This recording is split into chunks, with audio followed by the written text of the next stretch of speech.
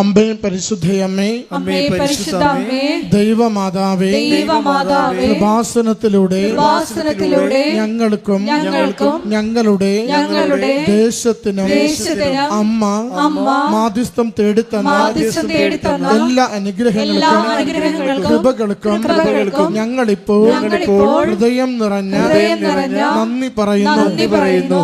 എല്ലാ നിയോഗങ്ങളെയും നമുക്ക് ലഭിച്ച എല്ലാ നന്മകളെയും അമ്മ മാതാവിനുടെ ഈശോയ്ക്ക് സമർപ്പിച്ച് സ്തുതിച്ച് പ്രാർത്ഥിക്കാം. ഹല്ലേലൂയ, ഹല്ലേലൂയ. യേശുവേ സ്തുതി കർത്താവേ, ആരാധന മഹത്വം കർത്താവേ, എല്ലാ നന്മകളെയും ഓർത്ത് നന്ദി പറയുന്നു കർത്താവേ. യേശുവേ സ്തുതി കർത്താവേ, അവിടുത്തെ കരുണയ്ക്ക് നന്ദി പറയുന്നു കർത്താവേ, സൗഖ്യത്തിന് നന്ദി പറയുന്നു കർത്താവേ, ജീവിത പ്രതിസന്ധികൾ മാറ്റിയതിന് നന്ദി പറയുന്നു കർത്താവേ, സംരക്ഷണത്തിന് നന്ദി പറയുന്നു കർത്താവേ.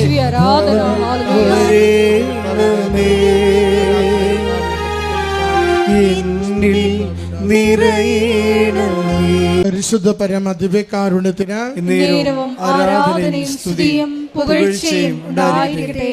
പരിശുദ്ധ പരമ ദിവ്യകാരുണ്യത്തിന് ആരാധനയും സ്തുതിയും പുകഴ്ചയും ഉണ്ടായിരിക്കട്ടെ. പരിശുദ്ധ പരമ ദിവ്യകാരുണ്യത്തിന് ആരാധനയും സ്തുതിയും പുകഴ്ചയും ഉണ്ടായിരിക്കട്ടെ. അമ്മേ പരിശുദ്ധയമ്മേ, അമ്മേ പരിശുദ്ധമേ, ദൈവമാതാവേ, 2004 ഡിസംബർ 7-ാം തീയതി ഉച്ചകഴിഞ്ഞ് 2:30 കൃപാസനത്തിൽ സംഭവിച്ച അമ്മയുടെ പ്രത്യക്ഷപ്പെടലിനെ കുറിച്ച് തിരുസഭയ്ക്ക് സമർപ്പിച്ചിരിക്കുന്ന പഠനരേഖകളുടെ വസ്തുനിഷ്ഠവും ദൈവശാസ്ത്ര പ്രകാരമുള്ളതുമായ അന്വേഷണ പഠനങ്ങൾ നടത്തി ആ പ്രത്യക്ഷപ്പെടലിലൂടെ പ്രകടമായ ദൈവമാതാവിന്റെ പ്രത്യേക കരുതലും സംരക്ഷണവും വെളിപ്പെടുത്തുന്ന പീഡിതരുടെ ആശ്വാസവും പ്രവാചകന്മാരുടെ രാജ്ഞിയും വാഗ്ദാനത്തിന്റെ പേടകവും പ്രപഞ്ച പ്രകൃതിയുടെ മാതാവുമായ പരിശുദ്ധ അമ്മയുടെ ഭക്തി തിരുസഭയിൽ കൂടുതൽ പ്രചരിച്ച് ജീവിതത്തിന്റെ ദുരന്ത അവസ്ഥകളിൽ അകപ്പെട്ട് കഴിയുന്ന അനേകായിരം മക്കൾക്ക് ദൈവത്തിന്റെ സാന്നിധ്യവും കൂടുതൽ അനുഭവിക്കുക വഴി ആത്മീയ വിശുദ്ധിയും ദൈവശക്തിയും കൈവരിക്കുവാൻ ഞങ്ങളുടെ കുടുംബങ്ങളെ ഇടയാക്കണമേ. ഒരുമിച്ച് സ്തുതിച്ച് പ്രാർത്ഥിക്കാം. ഹല്ലേലൂയ, ഹല്ലേലൂയ, ഹല്ലേലൂയ. യേശുവേ നന്ദി, ഹല്ലേലൂയ, ഹല്ലേലൂയ. മഹത്വം കർത്താവേ, ഹല്ലേലൂയ, ഹല്ലേലൂയ, ഹല്ലേലൂയ. യേശുവേ സ്തുതി, ഹല്ലേലൂയ, ഹല്ലേലൂയ, ഹല്ലേലൂയ, ഹല്ലേലൂയ. ആരാധനയും സ്തുതിയും പുകഴ്ചയും ഉണ്ടായിരിക്കട്ടെ. പരിശുദ്ധ പരമ ദിവ്യകാരുണ്യത്തിന് ആരാധനയും സ്തുതിയും പുകഴ്ചയും ഉണ്ടായിരിക്കട്ടെ. പരിശുദ്ധ പരമ ദിവ്യകാരുണ്യത്തിന് ആരാധനയും സ്തുതിയും പുകഴ്ചയും ഉണ്ടായിരിക്കട്ടെ. അമ്മേ പരിശുദ്ധയമ്മേ, അമ്മേ പരിശുദ്ധമേ, ഭൂസ്വർലോകങ്ങളുടെ രാജ്ഞിയായ അങ്ങയ്ക്ക് ഭൗമ സംരക്ഷണത്തിനായി പ്രപഞ്ച പ്രകൃതിയെ തിരുസഭ പ്രതിഷ്ഠിക്കുവാൻ ഈ പ്രത്യക്ഷീകരണം വഴി ഇടയാക്കണമേ. പരിശുദ്ധയമ്മേ, ജപമാല മാതാവേ, സകല കൃപാസന പ്രാർത്ഥനകളോടും ചേർത്ത് ഞങ്ങളിപ്പോൾ പ്രാർത്ഥിക്കുന്ന ഈ സമൂഹത്തിന്റെ പ്രത്യേക നിയോഗവും ഓരോ നിയോഗത്തെയും ദിവ്യകാരുണ്യനാഥനിലൂടെ നമുക്ക് സമർപ്പിക്കാം. കടബാധ്യതകൾ, രോഗാവസ്ഥകൾ, ജീവിത ക്ലേശങ്ങൾ, കുടുംബ പ്രശ്നങ്ങൾ എല്ലാം ഈശോയുടെ സവിധത്തിലേക്ക് പരിശുദ്ധമ്മ വഴി നമുക്ക് സമർപ്പിച്ച് പ്രാർത്ഥിക്കാം.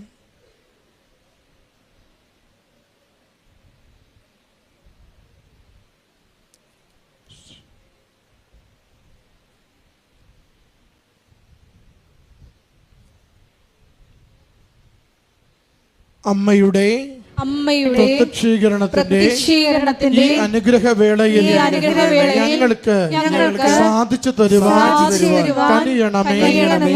ആമേൻ. ഒരുമിച്ച് സ്തുതിക്കാം. ഹല്ലേലൂയ.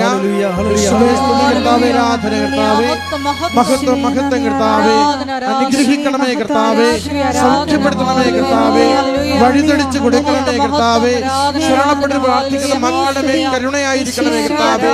യേശുവേ ആരാധന, യേശുവേ സ്തുതി കർത്താവേ.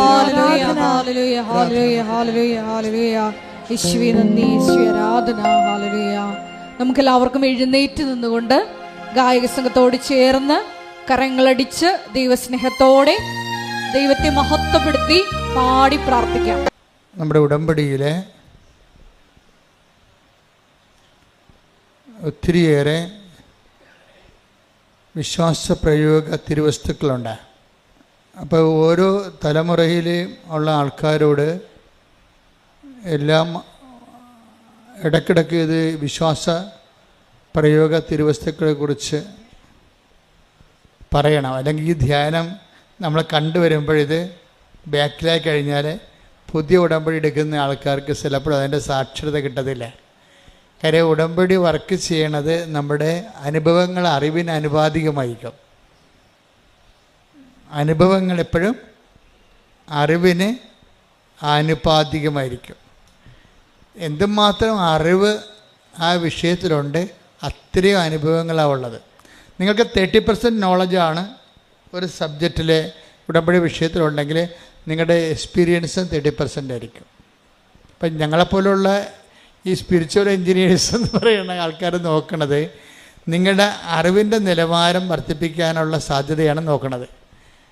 അപ്പോൾ നിങ്ങളുടെ അറിവിൻ്റെ നിലവാരം വർദ്ധിപ്പിക്കാൻ വേണ്ടി ഞങ്ങൾ പലപ്പോഴും ഉപയോഗിക്കുന്നത് നേരത്തെ വിശ്വാസപ്രയോഗം നടത്തി വിജയിച്ച ആൾക്കാരുടെ സാക്ഷ്യങ്ങളാണ്. നേരത്തെ വിശ്വാസപ്രയോഗം നടത്തി വിജയിച്ച ആൾക്കാരുടെ സാക്ഷ്യങ്ങൾ ഞങ്ങളത് പറഞ്ഞിട്ട് നിങ്ങളോട് പറയും, നിങ്ങൾ പോയി അതുകൂടി കാണാൻ പറയും.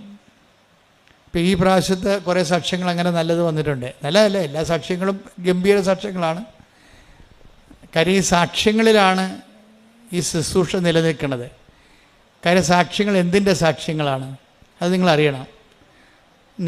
ഇപ്പം നിങ്ങളുടെ ഓരോ ജീവിതത്തിൻ്റെ പ്രശ്നങ്ങൾ പരിഹരിക്കപ്പെടുന്നു എന്നുള്ളത് അത് നിങ്ങളുടെ ഒരു ആധ്യാത്മിക അനുഭവമാണ്. പക്ഷേ ബേസിക് അൾട്ടിമേറ്റ് അതെന്തിൻ്റെ സാക്ഷ്യമാണ്? കൃപാസന അൾത്താരെ ജീവനോടെ അമ്മ പ്രത്യക്ഷപ്പെട്ടതിൻ്റെ സാക്ഷ്യമാണ്. അപ്പം നിങ്ങൾ സാക്ഷ്യം പറയുമ്പോൾ ആരുടെ സാക്ഷിയാണ് നിങ്ങൾ?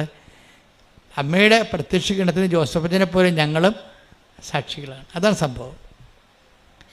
അപ്പോൾ സാക്ഷ്യം പറയുന്നവരെപ്പോഴും മനസ്സിൽ വിചാരിക്കേണ്ടത് നിങ്ങളുടെ ജപ്തി മാറണമേ, പറമ്പ് വിറ്റ് മാറണമേ, കടങ്ങൾ മാറണമേ എന്നല്ല പ്രാർത്ഥിക്കേണ്ടത്. നിങ്ങൾ പ്രാർത്ഥിക്കേണ്ടത് എന്താണ്? അമ്മയുടെ പ്രത്യക്ഷീകരണത്തിന് സാക്ഷിയാക്കി എൻ്റെ കുടുംബത്തെ മാറ്റണമേ. അതാണ് സിമ്പിളാണ്. അത് അല്ല വേറെ നിങ്ങൾ അണ്ടേക്കൊണ്ടേ വളം വെക്കരുത്. ആ റൂട്ടിനാണ് വളം അപ്ലൈ ചെയ്യേണ്ടത്. എന്താ പ്രാർത്ഥിക്കേണ്ടത്? അമ്മയുടെ പ്രത്യക്ഷീകരണത്തിന്റെ സാക്ഷിയായി എൻ്റെ കുടുംബത്തെ മാറ്റണമേ. എന്താ കാര്യം വെച്ച് കഴിഞ്ഞാൽ നിങ്ങൾക്ക് ഉടമ്പടി എടുത്ത വ്യക്തിയോടാണ് ദൈവം കമ്മ്യൂണിക്കേറ്റ് ചെയ്യണത്. പക്ഷെ നിങ്ങളൊരു ഫാമിലി ആയത് കാരണം നിങ്ങൾക്ക് കിട്ടുന്ന അനുഗ്രഹം ഓട്ടോമാറ്റിക്കായിട്ട് ഫാമിലിക്ക് മൊത്തം കിട്ടും, ഇല്ലേ? അപ്പം നിങ്ങൾ വഴിയായിരിക്കും നിങ്ങളുടെ ഭർത്താവോ ഭാര്യയോ മക്കളോ ഒക്കെ പ്രത്യക്ഷീകരണത്തിലേക്ക് ആകർഷിക്കപ്പെടുന്നത്. നിങ്ങൾ വഴിയായിരിക്കും മറ്റുള്ളവരോടത് മാതാവ് പ്രത്യക്ഷപ്പെട്ടു, ദുരന്തമുണ്ടാകാൻ പോണ പ്രാർത്ഥിക്കണമെന്ന് പറഞ്ഞു. അതുകൊണ്ട് നമ്മൾക്ക് ഈ പ്രാർത്ഥന മറ്റുള്ളവരോടും പറയണം. ഈ പ്രാർത്ഥന ആണ് പ്രചരിപ്പിക്കുന്നത്. ശരിക്കും പറഞ്ഞാൽ പ്രത്യക്ഷീകരണം നമ്മുടെ റാലിയൊക്കെ നടത്തുന്നത് എന്തിനു വേണ്ടിയാണ്? ആ 3 ലക്ഷം പേരിലേക്ക് പ്രത്യക്ഷീകരണം പ്രചരിപ്പിക്കുക. അച്ഛനെ ഇപ്പോൾ എല്ലാ രാജ്യങ്ങളിലും പോയി ധ്യാനം നടത്തുന്നുണ്ട്. ഇപ്പോൾ അടുത്തത് സൗദി അറേബ്യയിലാണ്, പിന്നെ ഓസ്ട്രേലിയയിൽ, അങ്ങനെ ഓരോ സ്ഥലങ്ങളിലും. അവിടേക്ക് എന്താ ഇങ്ങനെ പോണതിൻ്റെ കാര്യം? എല്ലാ രാജ്യങ്ങളിലും ഉള്ളവർ പ്രത്യക്ഷീകരണത്തെക്കുറിച്ച് അറിയണം. കാര്യം മലയാള ലോകത്തോടാണ് നമ്മൾ സംവേദിക്കുന്നത്. പക്ഷെ മലയാള ലോകം വളരെ പ്രൊഫൗണ്ടാണ് ഇപ്പോൾ. പണ്ടത്തെ മലയാള ലോകമല്ല. Almost everybody knows English. They are living among the white people. നമ്മുടെ ജനങ്ങളെല്ലാം വെള്ളക്കാരുടെയും മറ്റ് രാജ്യങ്ങളുടെ കൂടെ താമസിക്കുകയാണ്. സോ നമ്മുടെ ജനങ്ങളെ മാത്രം ഇവാഞ്ചലൈസ് ചെയ്ത് കഴിഞ്ഞാൽ ലോകത്തെ നമുക്ക് ഇവാഞ്ചലൈസ് ചെയ്യാൻ പറ്റുന്ന രീതിയിൽ ദൈവം മലയാളിയെ വളർത്തിയിട്ടുണ്ട്. കൈയടിച്ച് ശ്രദ്ധിക്കട്ടെ. ഹല്ലേലൂയ.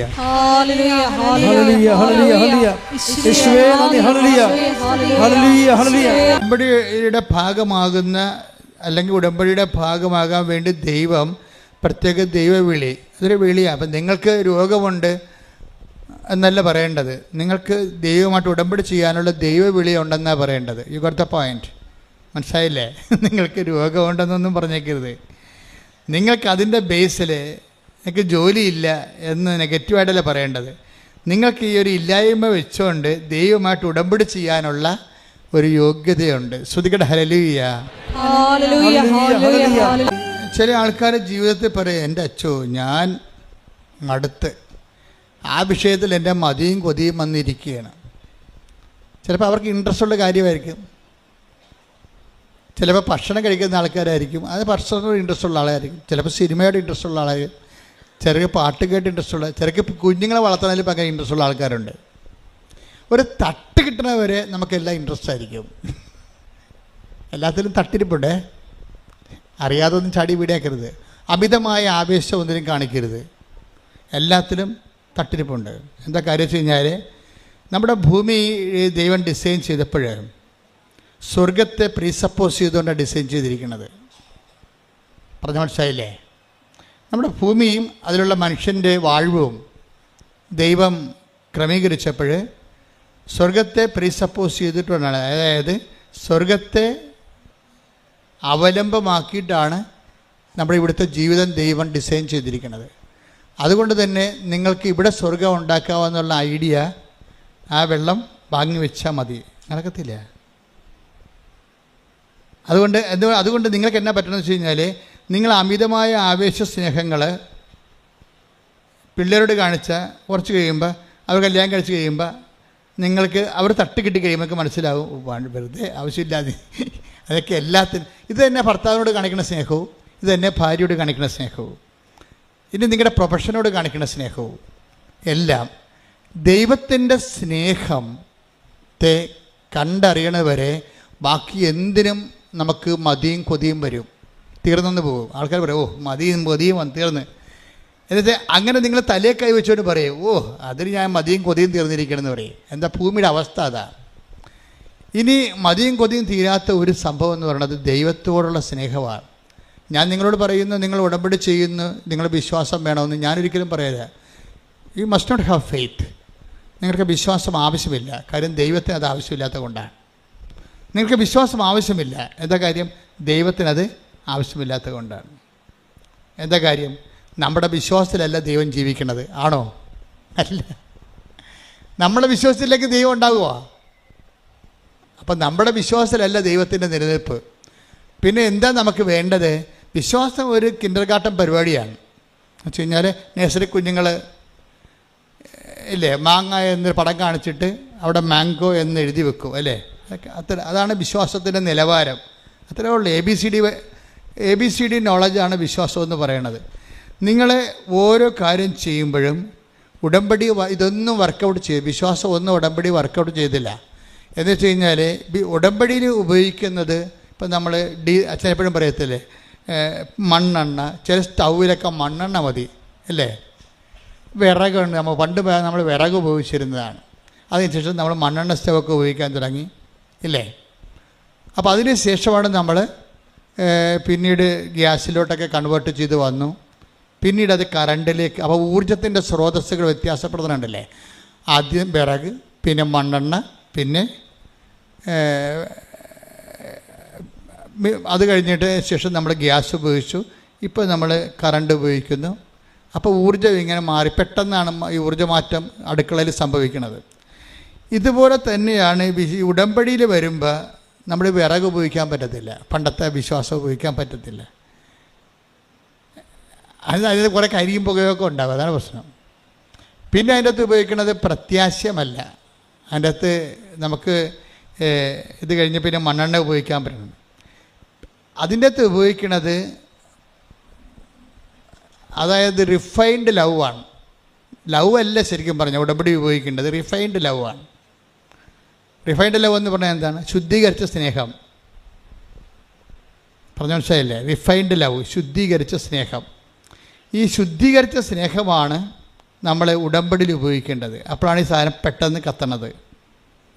അപ്പോൾ നിങ്ങൾ ഓർക്കും എന്താണ് ശുദ്ധീകരിച്ച സ്നേഹമെന്ന്.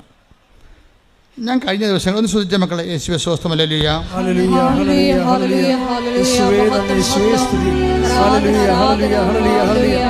ശുദ്ധീകരിച്ച സ്നേഹം എന്ന് അറിയണമെങ്കിൽ നിങ്ങൾ സങ്കീർത്തനം 143:10 എടുത്തേ.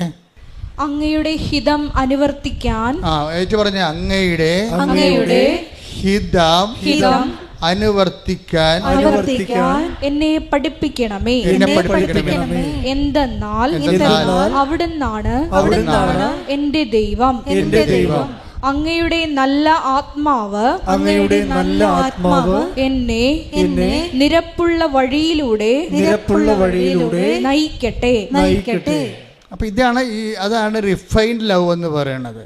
ഇത് പതുക്കെ നമ്മൾ അതിലേക്ക് എത്തിച്ചേരണം. റിഫൈൻഡ് ലവ് എന്ന് പറയുമ്പോൾ അതിൻ്റെ അകത്ത് സ്റ്റെയിൻ ഉണ്ടാകത്തില്ല. ഇപ്പം നമുക്കറിയാം, ഡീസൽ റിഫൈൻ ചെയ്ത് കഴിഞ്ഞാൽ നമുക്ക് എന്നാ കിട്ടണത്? പെട്രോൾ. അപ്പോൾ അതിൻ്റെ കുറച്ച് സാധനങ്ങൾ റിഫൈൻഡ് കഴിയുമ്പോൾ കുറച്ച് എന്ത് അതിൽ നിന്ന് പോകുന്ന കുറച്ചധികം താറ് പോലെയുള്ള സാധനങ്ങൾ അതിൽ നിന്ന് പോകും. വെള്ളം ശുദ്ധീകരിക്കും, എണ്ണ ശുദ്ധീകരിക്കും. അപ്പോൾ കുറച്ച് സോപ്പ് ഉണ്ടാക്കുന്നതും ഡിറ്റർജൻ്റൊക്കെ ഉണ്ടാക്കുന്നതും അതിന് നമ്മൾ ബൈ പ്രോഡക്റ്റുകളെന്ന് പറയും. ഈ ബൈ പ്രോഡക്റ്റുകളെല്ലാം ഡീസലിലുള്ളത് കൊണ്ടാണ് അത് നമ്മൾ ലോറിയിലെ വല്ല ഉപയോഗിക്കും. സൊഫിസ്റ്റിക്കേറ്റഡ് കാറിൽ BMW ഉപയോഗിക്കത്തില്ല. അങ്ങനെ ചില കാറുകൾ അതിനു വേണ്ടി മാത്രം ഡിസൈൻ ചെയ്യണതുണ്ടെങ്കിലും, പക്ഷേ ഇനി വിമാനം വരുമ്പോൾ വീണ്ടും മാറും. എന്താണ്? ഈ പെട്രോൾ പോലും അതിൻ്റെ അകത്തുകൊണ്ട് കുറച്ച് താറും കാര്യങ്ങളൊക്കെ അതിങ്ങനെ കാണുമ്പോൾ കണ്ണീര് പോലെ ഇരിക്കുമെന്നുണ്ടെങ്കിലും അതിൻ്റെ അകത്തും സ്റ്റെയിനുണ്ട്, ചേരുവകകളുണ്ട്. അതുകൊണ്ട് അത് വീണ്ടും റിഫൈൻ ചെയ്തിട്ടാണ് നമ്മൾ ഏവിയേഷൻ ഓയിൽ ഉണ്ടാക്കുന്നത്. നമ്മൾ ഡിസ്റ്റിൽഡ് വാട്ടർ പോലെ ക്രിസ്റ്റൽ ക്ലിയർ ആയിരിക്കും ഏവിയേഷൻ ഓയിൽ.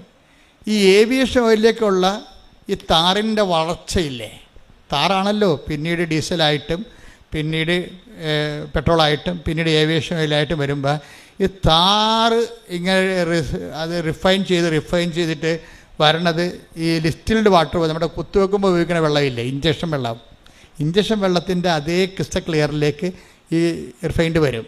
ഇതാണ് ഇതാണ് റിഫൈൻഡ് എന്ന് പറയുന്നത്, ശുദ്ധീകരിച്ച സ്നേഹം.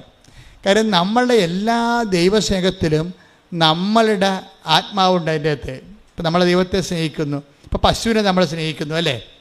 പശുവിനെ നമ്മൾ സ്നേഹിക്കുന്നത്, പശുവിനെ തടകും നമ്മൾ. പശുവിൻ്റെ വായിക്കൊണ്ട് കൈ വെച്ച് കൊടുക്കും, അത് നമ്മളെ നക്കും അല്ലേ? അപ്പോൾ കുഞ്ഞുങ്ങൾ തന്നെ, കാര്യം അതിനൊക്കെ ഔഷധ ശക്തി ഉണ്ടല്ലോ. അപ്പോൾ കുഞ്ഞുങ്ങൾ തന്നെ അതിൻ്റെ പിടിച്ച് പ്രസവിച്ച പശുവിൻ്റെ കുഞ്ഞുങ്ങൾ ഇടിച്ചതിൽ താഴെ വീണ് കഴിഞ്ഞാൽ ഉടനെ അമ്മ പശു എന്നാ ചെയ്യണത്? തല വളച്ചിട്ട് അതിൻ്റെ മുട്ട നക്കി കൊടുക്കണുണ്ടല്ലേ? അതിനത് വേദന സംഹാരിയാണത്. ശരിക്കും പറഞ്ഞാൽ അമ്മമാർക്ക് ദൈവം കൊടുത്തിരിക്കുന്ന ഒരു പ്രത്യേക കഴിവാണത്, പ്രകൃതി മൊത്തം ഉണ്ട്. അപ്പോൾ ഇത് ഇങ്ങനെ നമ്മളിപ്പോൾ പശുവിനെ സ്നേഹിക്കുന്നത്. അപ്പോൾ എന്തുകൊണ്ടാണ് സ്നേഹിക്കണത്? പശു നമുക്ക് പാല് തരുന്നു. നാട്ടുകാരുടെ വീട്ടിൽ പോയി എന്ത് പാലാണ് തരണം നമുക്കറിയത്തില്ലല്ലോ.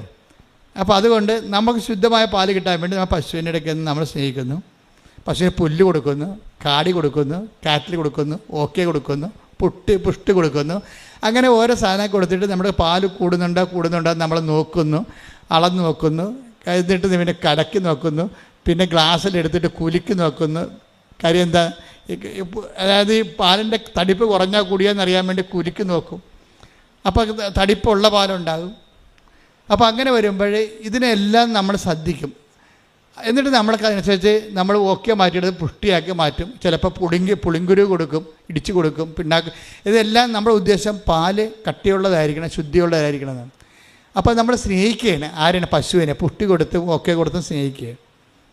നിങ്ങൾ ഓക്കെ കൊടുക്കുന്നതിന് പകരം ദൈവത്തിന് ഉടമ്പടി കൊടുക്കുകയാണ്. അത്രേ ഉള്ള വ്യത്യാസം. എന്താ കാര്യം? നമുക്ക് വല്ല 10 മാർക്ക് കൂടുതൽ കിട്ടണം. മനസ്സിലായില്ലേ? പശുവിന് ഓക്കെ കൊടുക്കുന്നതിന് പകരം ദൈവത്തിന് നിങ്ങൾ ഉടമ്പടി കൊടുത്തിട്ട് അതനുസരിച്ച് ചെയ്യാൻ നോക്കുന്നു. ഉദ്ദേശം എന്താ? ഉദ്ദേശം നമുക്ക് നമ്മുടെ ജപ്തി നടപടി മാറണം. അപ്പോൾ ഇതിൻ്റെ അകത്തെല്ലാം നമ്മുടെ ഒരു ആഗ്രഹം കിടക്കുന്നുണ്ട്. ദൈവത്തിൻ്റെ കാര്യമാണെങ്കിൽ പോലും നമ്മുടെ ഒരു ആഗ്രഹം കിടപ്പുണ്ട്. ഇവിടെ ഓരോരുത്തരും ദൈവഹിതത്തിന് യാതൊരു പ്രസക്തിയുമില്ല. നമ്മുടെ ഹിതത്തിന് മാത്രമേ പ്രസക്തിയുള്ളു. അതുകൊണ്ടാണ് സങ്കീർത്തനം പറയണത്. ഒന്നിനു വായിച്ചേ, 143:10 ഒന്ന് വായിച്ചേ. അങ്ങയുടെ ഹിതം അനുവർത്തിക്കാൻ. അതാണ് പ്രശ്നം. ഒരു പ്രൊവിഷൻ എപ്പോഴും അതിനിട്ടേക്കണം. എന്താണ് എന്ന് പറഞ്ഞ അങ്ങയുടെ ഹിതം അനുവർത്തിക്കാൻ എന്നെ പഠിപ്പിക്കണമേ. എങ്ങനെ പഠിപ്പിക്കും? അനുഭവങ്ങളാണ് അധ്യാപകൻ. അനുഭവങ്ങളിലൂടെ പഠിക്കാൻ പറ്റത്തുള്ളൂ നമുക്ക്. അപ്പോൾ ഈ അനുഭവങ്ങൾ വരുമ്പോൾ ചില അനുഭവങ്ങൾ എല്ലാം നമ്മുടെ ഹിതം പോലെ എടുക്കരുത്. നിങ്ങളെ മനസ്സിലായില്ലേ? 6 നിയോഗങ്ങൾ ഇട്ടാൽ ഒരു 2 എണ്ണമെങ്കിലും നിങ്ങൾ ദൈവത്തിന് ഓപ്ഷൻ വെക്കണം. മനസ്സിലായ? അത് അങ്ങയുടെ, അതാണ് ആ സങ്കീർത്തനം പറയണത്. എന്താ പറയണത്? അങ്ങയുടെ ഹിതം അനുവർത്തിക്കാൻ എന്നെ പഠിപ്പിക്കണമേ. അപ്പൊ പഠിപ്പിക്കണം എന്ന് വെച്ച് കഴിഞ്ഞാൽ ദൈവം പഠിപ്പിക്കണം എങ്ങനെയാണ്? അനുഭവങ്ങളിലൂടെയാണ് പഠിപ്പിക്കത്തുള്ളൂ. അല്ലാതെ ദൈവം വന്ന് നേരിട്ട് ഇങ്ങോട്ട് വന്നിട്ട് ഓട്ടോറിക്ഷ വന്ന് ഇറങ്ങിയിട്ട് നമ്മളെ പഠിക്കുക, പുസ്തകം സ്ലൈറ്റ് എടുക്കുക എന്ന് പറഞ്ഞ് പഠിപ്പിക്കുക ഇല്ല. You will get A experience. ഈ നമ്മുടെ എക്സ്പീരിയൻസിൽ നിന്നാണ് നമ്മൾ ദൈവത്തിൻ്റെ ഹിതം അനുവർത്തിക്കാൻ പഠിക്കണത്. ഇപ്പം നിനക്ക് 16 കൊല്ലം മക്കളില്ല, ഓക്കെ, 16 കൊല്ലം മക്കളില്ല എന്ന് പറഞ്ഞ് നീ ഉടമ്പടിയും എടുത്തിട്ടുണ്ട്, എല്ലാ കാര്യങ്ങളും ചെയ്യുന്നുണ്ട്, ഓക്കെ. പക്ഷേ നീ നോക്കി നിൽക്കുമ്പോൾ ഇപ്പം ഇന്നലെ കഴിഞ്ഞ ദിവസം ഒരു സാക്ഷ്യം ഉണ്ടായി. എന്ത് സാക്ഷ്യം എന്ന് വെച്ച് കഴിഞ്ഞാൽ, ആദ്യമായിട്ടാണ് എനിക്ക് അങ്ങനെ ഒരു സാക്ഷ്യം എന്ന് പറഞ്ഞത്. അത് വെച്ച് കഴിഞ്ഞാൽ അവർക്ക് 25 വർഷമായിട്ട് മക്കളില്ല. എന്നെ തൊട്ടൊരു സാക്ഷ്യമാണത്. 25 വർഷമായിട്ട് അവർക്ക് മക്കളില്ല. അപ്പോൾ അവരെ സംബന്ധിച്ചിടത്തോളം ഉള്ള ഒരു പ്രശ്നം വെച്ച് കഴിഞ്ഞാൽ അണ്ട ഉൽപ്പാദനം നിലച്ചിരിക്കുന്നു. വയസ്സ് 42 ആയി. എന്നാലും 42 വയസ്സിന് മുമ്പ് തന്നെ അണ്ടം അവർക്ക് ഉൽപ്പാദിപ്പിക്കുന്നില്ല. അണ്ടം ഉൽപ്പാദിപ്പിക്കുന്നില്ല എന്ന് പറയുമ്പോൾ തന്നെ ഇനി ഉള്ള ഓപ്ഷൻ എന്താണ്? അടുത്ത ഒരു സ്ത്രീയുടെ അണ്ടം വിലക്ക് വാങ്ങിക്കണം. എന്നിട്ട് ഈ ഭർത്താവിൻ്റെ ബീജവുമായിട്ട് ചേർത്തിട്ട് ടെസ്റ്റ് ട്യൂബിൽ ഇവരുടെ ഗർഭപാത്രത്തിൽ നിക്ഷേപിക്കണം. അവർ 8 ലക്ഷം രൂപ തൊട്ട് 5 ലക്ഷം രൂപ വരെയുള്ള ചിലവുണ്ടായിനി. അപ്പോൾ അവരോട് പറയും, നിങ്ങൾക്ക് ഉള്ള ഇനി ഇതേ ഉള്ളു മാർഗം എന്ന് പറയും, ഇതേ ഉള്ളു മാർഗം എന്ന് പറയും. അപ്പോൾ അവർ പറയും, ഞങ്ങൾക്ക് അതിനുള്ള പൈസ ഇല്ലെന്ന് അവർ പറയണത്. അതിന് ഞങ്ങൾക്കറിയാം, അത് നടന്നാൽ തന്നെ കൊച്ചിനെ കിട്ടണമെന്ന് നിർബന്ധമില്ലാത്ത കൊണ്ട്, ഒരു കൊച്ചിനെ കിട്ടണം നിർബന്ധമില്ലാത്ത കൊണ്ട് അവർ ശാസ്ത്രമാണെന്ന് പറഞ്ഞാലും ശാസ്ത്രത്തിൻ്റെ അകത്തും ഒരു നമ്മുടെ പകുതി മാത്രമേ നമുക്ക് ഉറപ്പുള്ളൂ.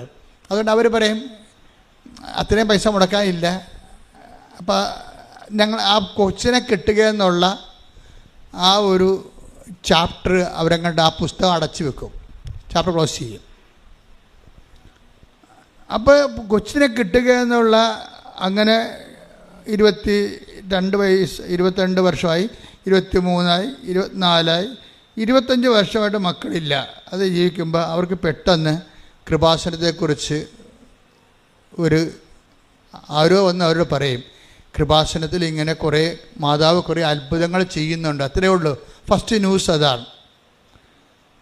അപ്പോൾ അവരെ സംബന്ധിച്ചിടത്തോളം അവർ ഇവിടെ വന്ന് അത് യൂട്യൂബിൽ കയറി നോക്കുമ്പോൾ അതെല്ലാം സത്യമാണെന്ന് മനസ്സിലാകുമ്പോൾ അവർക്കും തോന്നും എന്നാൽ ഒന്ന് പോയി നോക്കാമെന്ന് പറയും.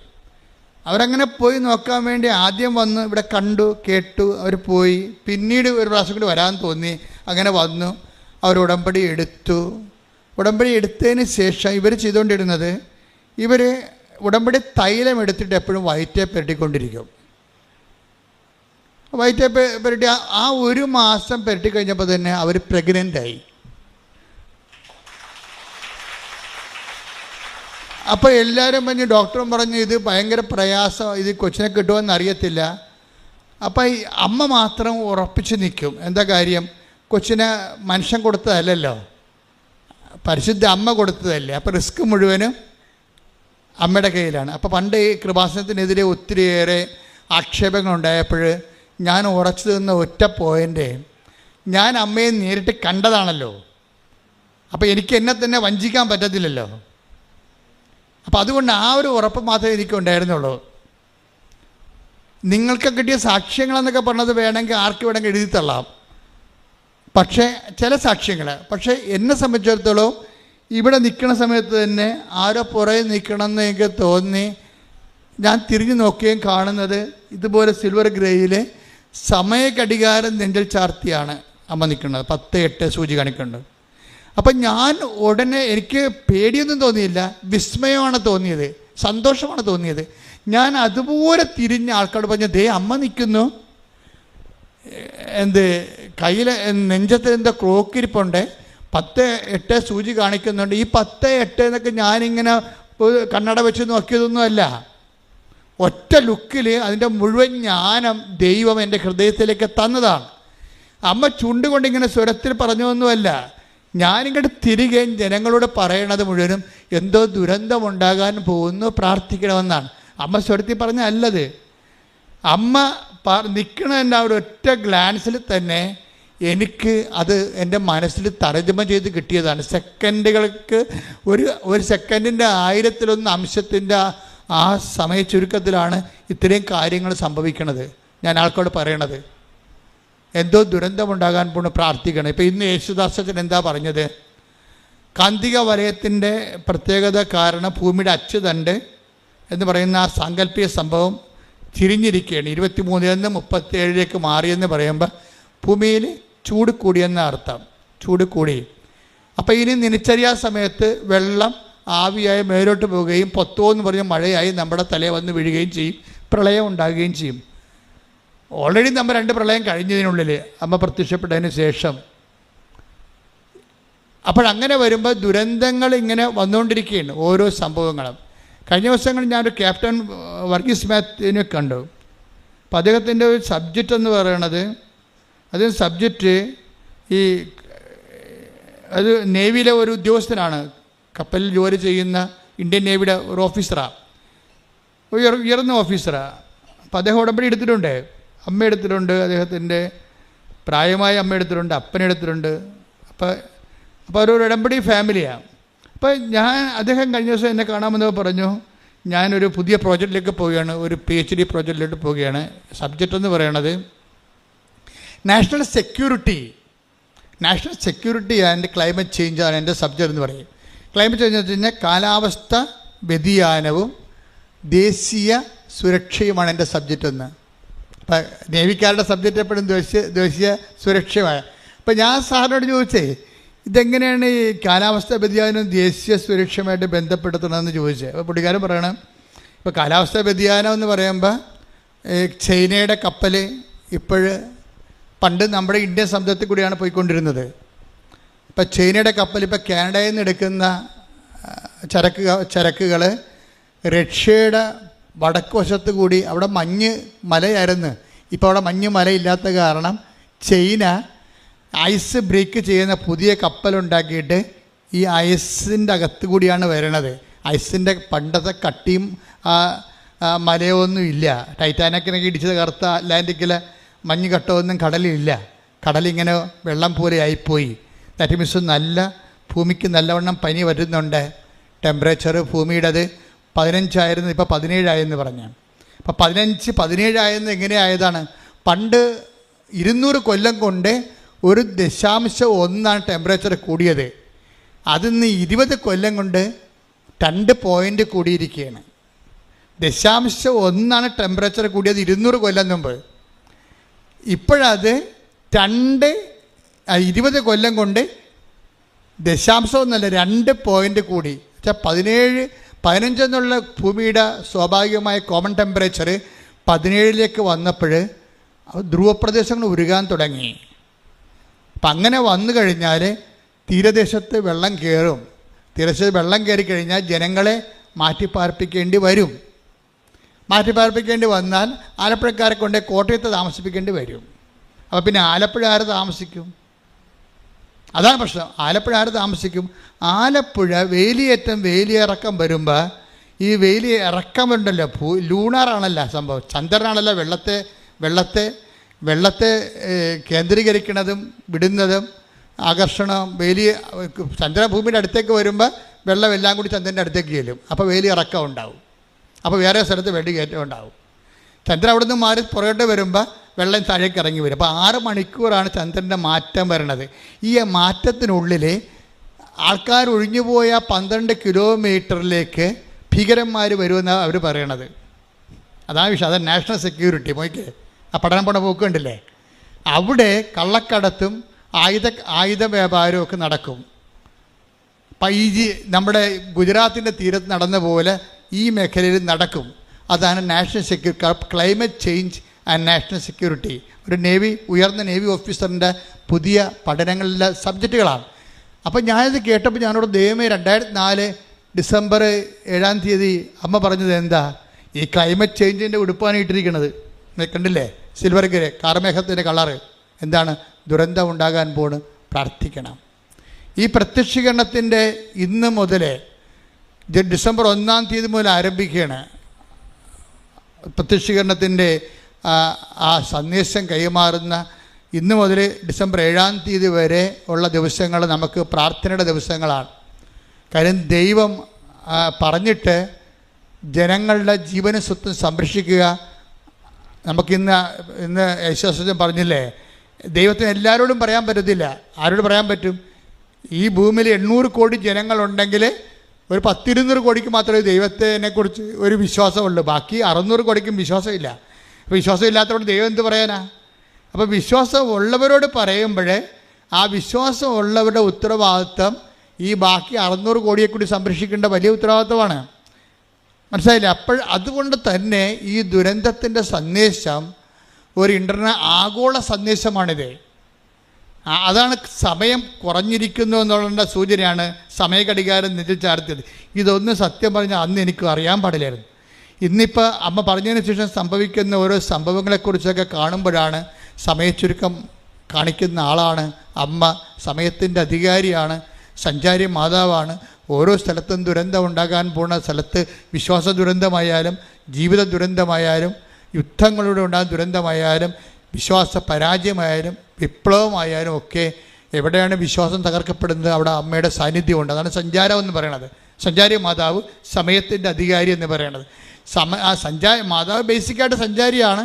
പക്ഷേ കൃപാസന്ധ്യ വരുമ്പോൾ സമയത്തിൻ്റെ കൂടി അധികാരിയായിട്ടത് മാറുന്നു. എന്താണ്? സമയമായില്ല എന്നല്ല ഈശോ പറയണത് കാനായിലെ. അപ്പോൾ അമ്മ എന്താ പറയണത്? അവൻ പറയണ പോലെ ചെയ്തുകൊണ്ട് സുവിശേഷവിഹിതമായി ജീവിച്ചുകൊണ്ട് ദൈവത്തിൻ്റെ ഇടപെടലിൻ്റെ സമയം ചുരുക്കാൻ പറയുകയാണ്. അതാണ് ഉടമ്പടി. കൈയടിച്ച് ശ്രദ്ധിക്കട്ടെ. ഹല്ലേലൂയ,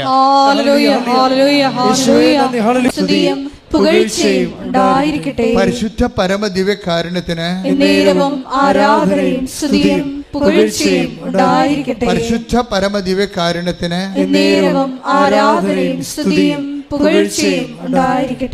ഞാനീ പറഞ്ഞത് കേട്ട് റിയൽ എസ്റ്റേറ്റുകാരെ സ്ഥലം എടുക്കാൻ വേണ്ടി കടപ്പുറത്ത് വരരുത് കേട്ടോ, ഓടിച്ചിടുവേ.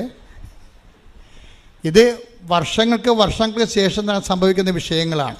അല്ല, നിങ്ങൾ ആരും ഇത് കണ്ടിട്ട് ഇപ്പം തന്നെ വന്ന് കടപ്പുറത്ത് സ്ഥലം എടുത്തേക്കാന്ന് വിചാരിക്കരുത്. പാവത്തുങ്ങളോട് സമാധാനം ജീവിക്കട്ടെ.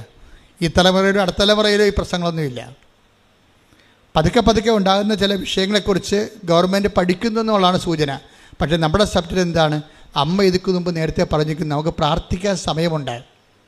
ഈ വിജയകുമാർ ചില സമയത്ത് പറയും, എന്താ അച്ഛാ നമ്മൾ കർത്താവിൻ്റെ കൂടെ നിന്നിട്ട് എന്താണ് all the problems are always in queue എന്ന് വിജയകുമാർ എന്നോട് ചോദിക്കും. എന്നിട്ട് ഇനി എന്തുകൊണ്ടാണ് പ്രശ്നങ്ങൾ എപ്പോഴും ഇങ്ങനെ ക്യൂവിൽ നിൽക്കണം എന്ന് ചോദിക്കും. അപ്പം ഞാൻ പറഞ്ഞു, ഇപ്പം എന്നാ പറ്റി? ഇപ്പം ആ സ്ഥലം എടുത്തവൻ എൻ്റെ സ്ഥലത്തിൻ്റെ അടുത്ത് അവിടെ സ്ഥലം റെസിഡൻഷ്യൽ ഏരിയ അല്ല. അല്ല, എൻ്റെ അടുത്ത് റെസിഡൻഷ്യൽ ഏരിയ ഉണ്ട്. അതുകൊണ്ട് ഇത് സ്ഥലം കോറി സ്ഥലമാണ്. അതുകൊണ്ട് ഈ സ്ഥലം സ്വകാര്യ വ്യക്തിയിൽ എടുക്കരുത്, ഗവൺമെൻറ്റിൻ്റെ പ്രൊജക്റ്റിലുള്ള ഏരിയ ആണെന്ന് പറഞ്ഞിട്ട് കേസ് കൊടുത്തിരിക്കുകയാണ്. അപ്പോൾ എൻ്റെ കാശെല്ലാം പോയെന്ന് പറഞ്ഞു. അപ്പോൾ ഞാൻ സാറിനോട് ചോദിച്ചൊരു കാര്യം എന്ന് വെച്ച് കഴിഞ്ഞാൽ, എന്തുമാത്രം ടൈമുണ്ട് ബാക്കിയെന്ന് ചോദിച്ചു. ആ കേസ് നിലവിൽ വരാൻ, ഇത് നടപ്പിൽ വരാൻ എന്തുമാത്രം സമയമുണ്ടെന്ന് ചോദിച്ചു. അപ്പോൾ അദ്ദേഹം പറഞ്ഞു, സമയം കുറച്ചുണ്ട്. ഞാൻ പറഞ്ഞു, അപ്പോൾ ഇനി ആരാധനയ്ക്ക് അല്ലേ സമയം കുറച്ച് ബാക്കിയുണ്ടെന്ന് പറഞ്ഞു. അപ്പോഴേ ഞാനെന്താ തിരിച്ചു പറഞ്ഞത്, അങ്ങനെയാണെങ്കിൽ കുഴപ്പമില്ല, സമയം ഉണ്ടാകണമല്ല പ്രശ്നം. സമയം ഉണ്ടെങ്കിൽ എന്താ ഗുണം? പ്രാർത്ഥിക്കാൻ പറ്റും, സുവിശേഷവിഹിതമായി ജീവിക്കാൻ പറ്റും, സുവിശേഷ സാക്ഷ്യം ചെയ്തുകൊണ്ട് ദൈവത്തെ അതിൻ്റെ അകത്ത് കക്ഷി ചേർക്കാൻ പറ്റും. നമ്മുടെ പ്രോബ്ലത്തിൽ ദൈവത്തെ കക്ഷി ചേർക്കുക, അതിനാണ് നമുക്ക് സമയം ഉപയോഗിക്കേണ്ടത്. അതിന് ഏറ്റവും സുനിശ്ചിതമായ മാർഗ്ഗമാണ് ഈ ഉടമ്പടി എന്ന് പറയണത്. അതുകൊണ്ടാണ് ഈ 60-65 വയസ്സ് കഴിഞ്ഞാൽ പിന്നെ ഉടമ്പടി എടുക്കണ്ട എന്ന് ഞാൻ പറയേണ്ട കാര്യം. നിങ്ങൾ ആദ്യം ആരംഭ സ്വരൂപത്തെപ്പോൾ എടുക്കും, പിന്നെ നിങ്ങൾ ഇതിൻ്റെ കാര്യങ്ങളൊന്നും ചെയ്യത്തില്ല. ഇതിൻ്റെ സയൻസ് നിങ്ങൾക്ക് അറിയത്തില്ല. ഇത് നിങ്ങൾ യുദാസുബ്നുവിൻ്റെ പെട്ടി കൊണ്ടുപോയി ഈ ആടനെ മേടിക്കണം, മരുമകളെ പ്രസവിക്കണം എന്നൊക്കെ പറഞ്ഞ് എഴുതുന്ന പരിപാടിയല്ല ഇത്. ഇതെന്ന് പറഞ്ഞാൽ ദൈവഹിതപ്രകാരം ജീവിക്കണം. ആ ജീവിക്കണമെങ്കിൽ എന്ത് ചെയ്യണം? സങ്കീർത്തനം 143:10 വർക്കൗട്ട് ചെയ്യണം. അതൊന്നിട്ട് വായിച്ചേ, ശ്രദ്ധിക്കട്ടെ. ഹല്ലേലൂയ. അങ്ങയുടെ ഹിതം അനുവർത്തിക്കാൻ പറഞ്ഞു, അങ്ങയുടെ ഹിതം അനുവർത്തിക്കാൻ എന്നെ പഠിപ്പിക്കണമേ. എന്തെന്നാൽ അവിടുന്നാണ് എന്റെ ദൈവം. അങ്ങയുടെ നല്ല ആത്മാവ് എന്നെ നിരപ്പുള്ള വഴിയിലൂടെ നയിക്കട്ടെ. അപ്പോൾ ദൈവത്തിൻ്റെ ആത്മാവിനെ കുറിച്ച് സങ്കീർത്തനം കിട്ടിയിരിക്കുന്ന ഒരു ഐഡിയ, ദൈവത്തിൻ്റെ ആത്മാവ് നല്ല ആത്മാവെന്നാണ്. അപ്പോൾ നമ്മുടെ ആത്മാവിൻ്റെ അവസ്ഥ എന്തായിരിക്കും? കെട്ട ആത്മാവാണ്. എന്താ കാര്യം? ഇതിലെല്ലാം നമ്മളുടെ സൂത്രപ്പണികളെല്ലാം അതിൻ്റെ തിരിപ്പുണ്ട്. ഉടമ്പടി വെക്കുമ്പോൾ പോലും അതിൻ്റെ അകത്ത് ഉടായ്പുണ്ട്. അതാണ് നല്ല ആത്മാവെന്ന് പറയണത്. അതാണ് നല്ല, ഞാൻ നേരത്തെ പറഞ്ഞു റിഫൈൻഡ്, ഉടമ്പടിയിൽ ഉപയോഗിക്കേണ്ട റിഫൈൻഡ് ലവ് ആണെന്ന്. എന്ന് വെച്ചാൽ റിഫൈൻഡ് ലവ് എന്ന് പറഞ്ഞാൽ ശുദ്ധീകരിച്ച സ്നേഹം. ശുദ്ധീകരിച്ച സ്നേഹം എന്ന് പറഞ്ഞാൽ എന്താണ്? അതിൻ്റെ അകത്ത് അൾട്ടിമേറ്റ് പ്രാധാന്യം ആർക്കാണ്? ഈശോയുടെ പ്രാർത്ഥനയിലുള്ള, ഈശോയുടെ പ്രാർത്ഥനയ്ക്ക് ഗുണം എന്താണ്? എൻ്റെ ഇഷ്ടമല്ല, അങ്ങയുടെ ഇഷ്ടം നിറവേറട്ടെ. അപ്പം ജീവിതത്തിൻ്റെ അകത്ത് നല്ല ഒരു വിഷയങ്ങൾക്കെല്ലാം ദൈവ ഇഷ്ടത്തിന് പ്രാധാന്യം കൊടുക്കണം. ഇപ്പം ഇന്നലെ ഒരു പെങ്കൊച്ച് ഇവിടെ വന്നിട്ടുണ്ടായിരുന്നു. അപ്പോൾ അവളോട് സംസാരിച്ചപ്പോഴേ ഞാൻ ശ്രദ്ധിച്ചു, അമ്മയുടെയും മകളുടെയും മുഖഭാവങ്ങളെ എൻ്റെ ഉപദേശത്തിൻ്റെ സമയത്ത് മാറി മാറി ഞാൻ വാച്ച് ചെയ്തായിരുന്നു. അപ്പോൾ മകൾ എന്നോട് പറഞ്ഞു, അപ്പോൾ അവൾ ഇവിടെ ന്യൂസിലൻഡിൽ അവരെ വർക്ക് ചെയ്യണം. അപ്പോൾ അവളെ സംബന്ധിച്ചിടത്തോളം ഈ ഇടയ്ക്ക് അവൾക്ക് റുമാറ്റിക് പെയിൻ വന്നു, വാതരോഗം. അപ്പോൾ ഞാൻ ചോദിച്ചു, നീ ഉടമ്പടി എടുത്തപ്പോൾ നിൻ്റെ വാദം ഒന്നും അമ്മയുടെ അടുത്ത് പറഞ്ഞില്ലേ? ഇല്ല അച്ഛാ, ഞാൻ നിത്യതയാണ് പറഞ്ഞിരിക്കണമെന്ന് പറഞ്ഞ്. നിത്യത, അതായത് ഉടമ്പടി എടുത്തപ്പോൾ അവർ ന്യൂസിലൻഡിലെ ഒരു ചെറുപ്പക്കാരത്തിയായ നേഴ്സാണ്. പക്ഷേ ഉടമ്പടി എടുത്ത് വെച്ചിരിക്കുന്ന 6 കാര്യങ്ങൾക്കെല്ലാം തന്നെ എഴുതിയിരിക്കണത് നിത്യതയുമായിട്ട് ബന്ധപ്പെട്ട കാര്യങ്ങൾ എഴുതിയിരിക്കണം. അപ്പോൾ ഞാൻ പറഞ്ഞു, യൂത്തൊക്കെ എന്തുമാത്രം ഇപ്പോൾ അറിയുന്നു. അതാണ് വിഷയം കണ്ടില്ലേ? യൂത്തിൻ്റെയൊക്കെ അവസ്ഥ കണ്ടില്ലേ? അറിയുന്നവൻ ശരിക്കും അങ്ങനെ ഇടിച്ചു പൊളിച്ചാൽ ദൈവത്തിന് അറിയണത്. എന്താണ് ഉടമ്പടി വെച്ചിരിക്കുന്ന വിഷയം? എന്താണ്? നിത്യതയിലെ യേശുവായിട്ട് കണ്ടുമുട്ടുന്നതിനെക്കുറിച്ചാണ് ഉടമ്പടി വെച്ചിരിക്കുന്നത്. കർത്താവേ, നീയും തമ്മിൽ സമയം കുറിക്കേണ്ട ഒരു സമയം വന്നു കഴിഞ്ഞാൽ, നിൻ്റെ കൂടെ ഈ ലോകം വിട്ട് കഴിഞ്ഞാൽ നിൻ്റെ കൂടെ ജീവിക്കാൻ എനിക്ക് കഴിയണമെന്ന് പറഞ്ഞ് ഉടമ്പടി വെച്ചിരിക്കുകയാണ്. ഉടമ്പടി വെച്ച് അവളുടെ ലൈഫിൽ കർത്താവ് അവളെ മൂവ് ചെയ്ത് അവൾ ഇവിടുന്ന് പോയി ന്യൂസിലൻഡിൽ നേഴ്സായിട്ട് ഭംഗിയായിട്ട് ജീവിക്കുന്നത്, ഹസ്ബൻഡുമായിട്ട് ജീവിക്കണേ. പക്ഷേ അവൾ ഇടയ്ക്ക് 2 കൊല്ലം കഴിഞ്ഞപ്പോഴേക്ക് ആർത്തൈറ്റിസ് വന്നു. ആർത്തൈറ്റിസ് വന്നപ്പോൾ ഞാൻ ഇവളോട് സംസാരിച്ചു. ആർത്തൈറ്റിസ് വരുമ്പോൾ ഇവൾക്ക് ആർത്തൈറ്റിസ് വന്ന് ഇവൾക്ക് വേണ്ടി പ്രാർത്ഥിക്കാനാണ് ഇവളുടെ അമ്മ വരണത്. ഞാൻ പറഞ്ഞു, ആ സബ്ജക്റ്റ് ഇവിടെ എടുക്കത്തില്ല. ഞങ്ങൾ തമ്മിൽ ആങ്ങളുടെയും പെങ്ങളുടെയും ചേട്ടത്തിൻ്റെ മക്കളാണ്. അപ്പോൾ ഞാൻ പറഞ്ഞു, ഞാനവരോട് പറഞ്ഞു, നമ്മളെ റിലേഷൻസൊക്കെ ഉണ്ട്, ചേട്ടത്തിൻ്റെ മക്കളല്ലേ, സ്വന്തം മക്കൾ. പക്ഷേ നിൻ്റെ ഈ വിഷയം ഞാൻ എടുക്കത്തില്ല. എന്താ, നിൻ്റെ ആർത്തൈറ്റിസ് ഞാൻ എടുക്കത്തില്ല. ഫാമിലിയും ബന്ധമൊക്കെ നമുക്ക് ആ രീതിയിൽ സംസാരിച്ച് പിരിയാം, പ്രാർത്ഥിക്കത്തില്ലെന്ന് പറഞ്ഞു. എന്താ കാര്യം? നിൻ്റെ ഉടമ്പടി പുതുക്കിയിട്ടില്ല, അതാണ് സംഭവം. ഉടമ്പടി പുതുക്കിയിട്ടില്ല. ഞാൻ പറഞ്ഞു, നീ ഉടമ്പടി പുതുക്കിയിട്ട് കറക്റ്റ് ചാനലിൽ അച്ഛൻ കൃപയും നിൽക്കുന്ന സമയത്ത് ആൾക്കാരേവാ. അതുവരെ എനിക്ക് നിന്നോട് കുറച്ച് കാര്യങ്ങൾ സംസാരിക്കാനുണ്ട്. അപ്പോൾ ഉടമ്പടി പുതുക്കിയിട്ടില്ലാത്തത് കൊണ്ട് ബന്ധുവാണെന്ന് പറഞ്ഞാലും ആൻറ്റിയുടെ സ്വന്തം ആൻറ്റിയുടെ, എന്നെ പഠിപ്പിച്ച ആളെ കൂടിയാണ് ആൻറ്റി എന്ന് പറഞ്ഞത്, അമ്മയുടെ അനിയത്തി. അവർ ടീച്ചറായിരുന്നു. അപ്പോൾ എൻ്റെ ഫീസൊക്കെ അടച്ചിട്ടൊരു കാലത്തിരുന്ന് അവരാണ് അടച്ചുകൊണ്ടിരുന്നത്. എന്നാലും ദൈവികമായ വിഷയത്തെ വരുമ്പോൾ കോംപ്രമൈസ്, ഒത്തുതീർപ്പില്ല. എന്നാൽ നമ്മൾ ഒത്തുതീർത്തിട്ട് കാര്യമില്ല. കാര്യം അവിടെ ദൈവമാണ് പ്രവർത്തിക്കേണ്ടത്, അല്ലാതെ മനുഷ്യരക്തമല്ല അവിടെ പ്രവർത്തിക്കേണ്ടത്. അപ്പോൾ ദൈവത്തെ പ്രവർത്തിക്കണമെന്നുണ്ടെങ്കിൽ അവർ ഫുൾ ആൻഡ് ഫുള്ളായിട്ട് കർത്താവിൻ്റെ പ്രവർത്തിക്കാൻ പറ്റിയൊരു ഉപകരണമായിട്ട് മാറണം. കർത്താവിന് പ്രവർത്തിക്കാൻ പറ്റിയ ഉപകരണമായിട്ട് മാറണം. അപ്പോൾ ഞാൻ കുഞ്ഞിനോട് പറഞ്ഞു, കുഞ്ഞിനിങ്ങനെ അവൾ ഇങ്ങനെ നിത്യത വെച്ച കാരണം എനിക്ക് ഇഷ്ടപ്പെട്ട കാര്യം ഞാൻ അവളോട് സംസാരിച്ചു. നീ ആർത്തൈസിൻ്റെ ഉള്ളിടത്തോളം കാലം ക്രിസ്തു നിൻ്റെ കൂടെ ഉണ്ടെന്ന് നീ കരുതണം. ആർത്തൈസ് നിൻ്റെ ശരീരത്തിൽ ഉള്ളിടത്തോളം കാലം ക്രിസ്തു നിൻ്റെ കൂടെ ഉണ്ടെന്ന് നീ കരുതണം. പിന്നെ പരിശുദ്ധാത്മാവ് എന്നെ വല്ലാതെ അങ്ങോട്ട് തൊട്ടിട്ട് പറഞ്ഞു, എനിക്കും ആർത്തൈസ് ഉണ്ടായിരുന്നു അവളോട് പറയാൻ പറഞ്ഞു. ഞാൻ പറഞ്ഞ്, ക്രിസ്തുവിനും 3 മണിക്കൂർ ആർത്തൈസ് ഉണ്ടായിരുന്നെന്ന് പറഞ്ഞു.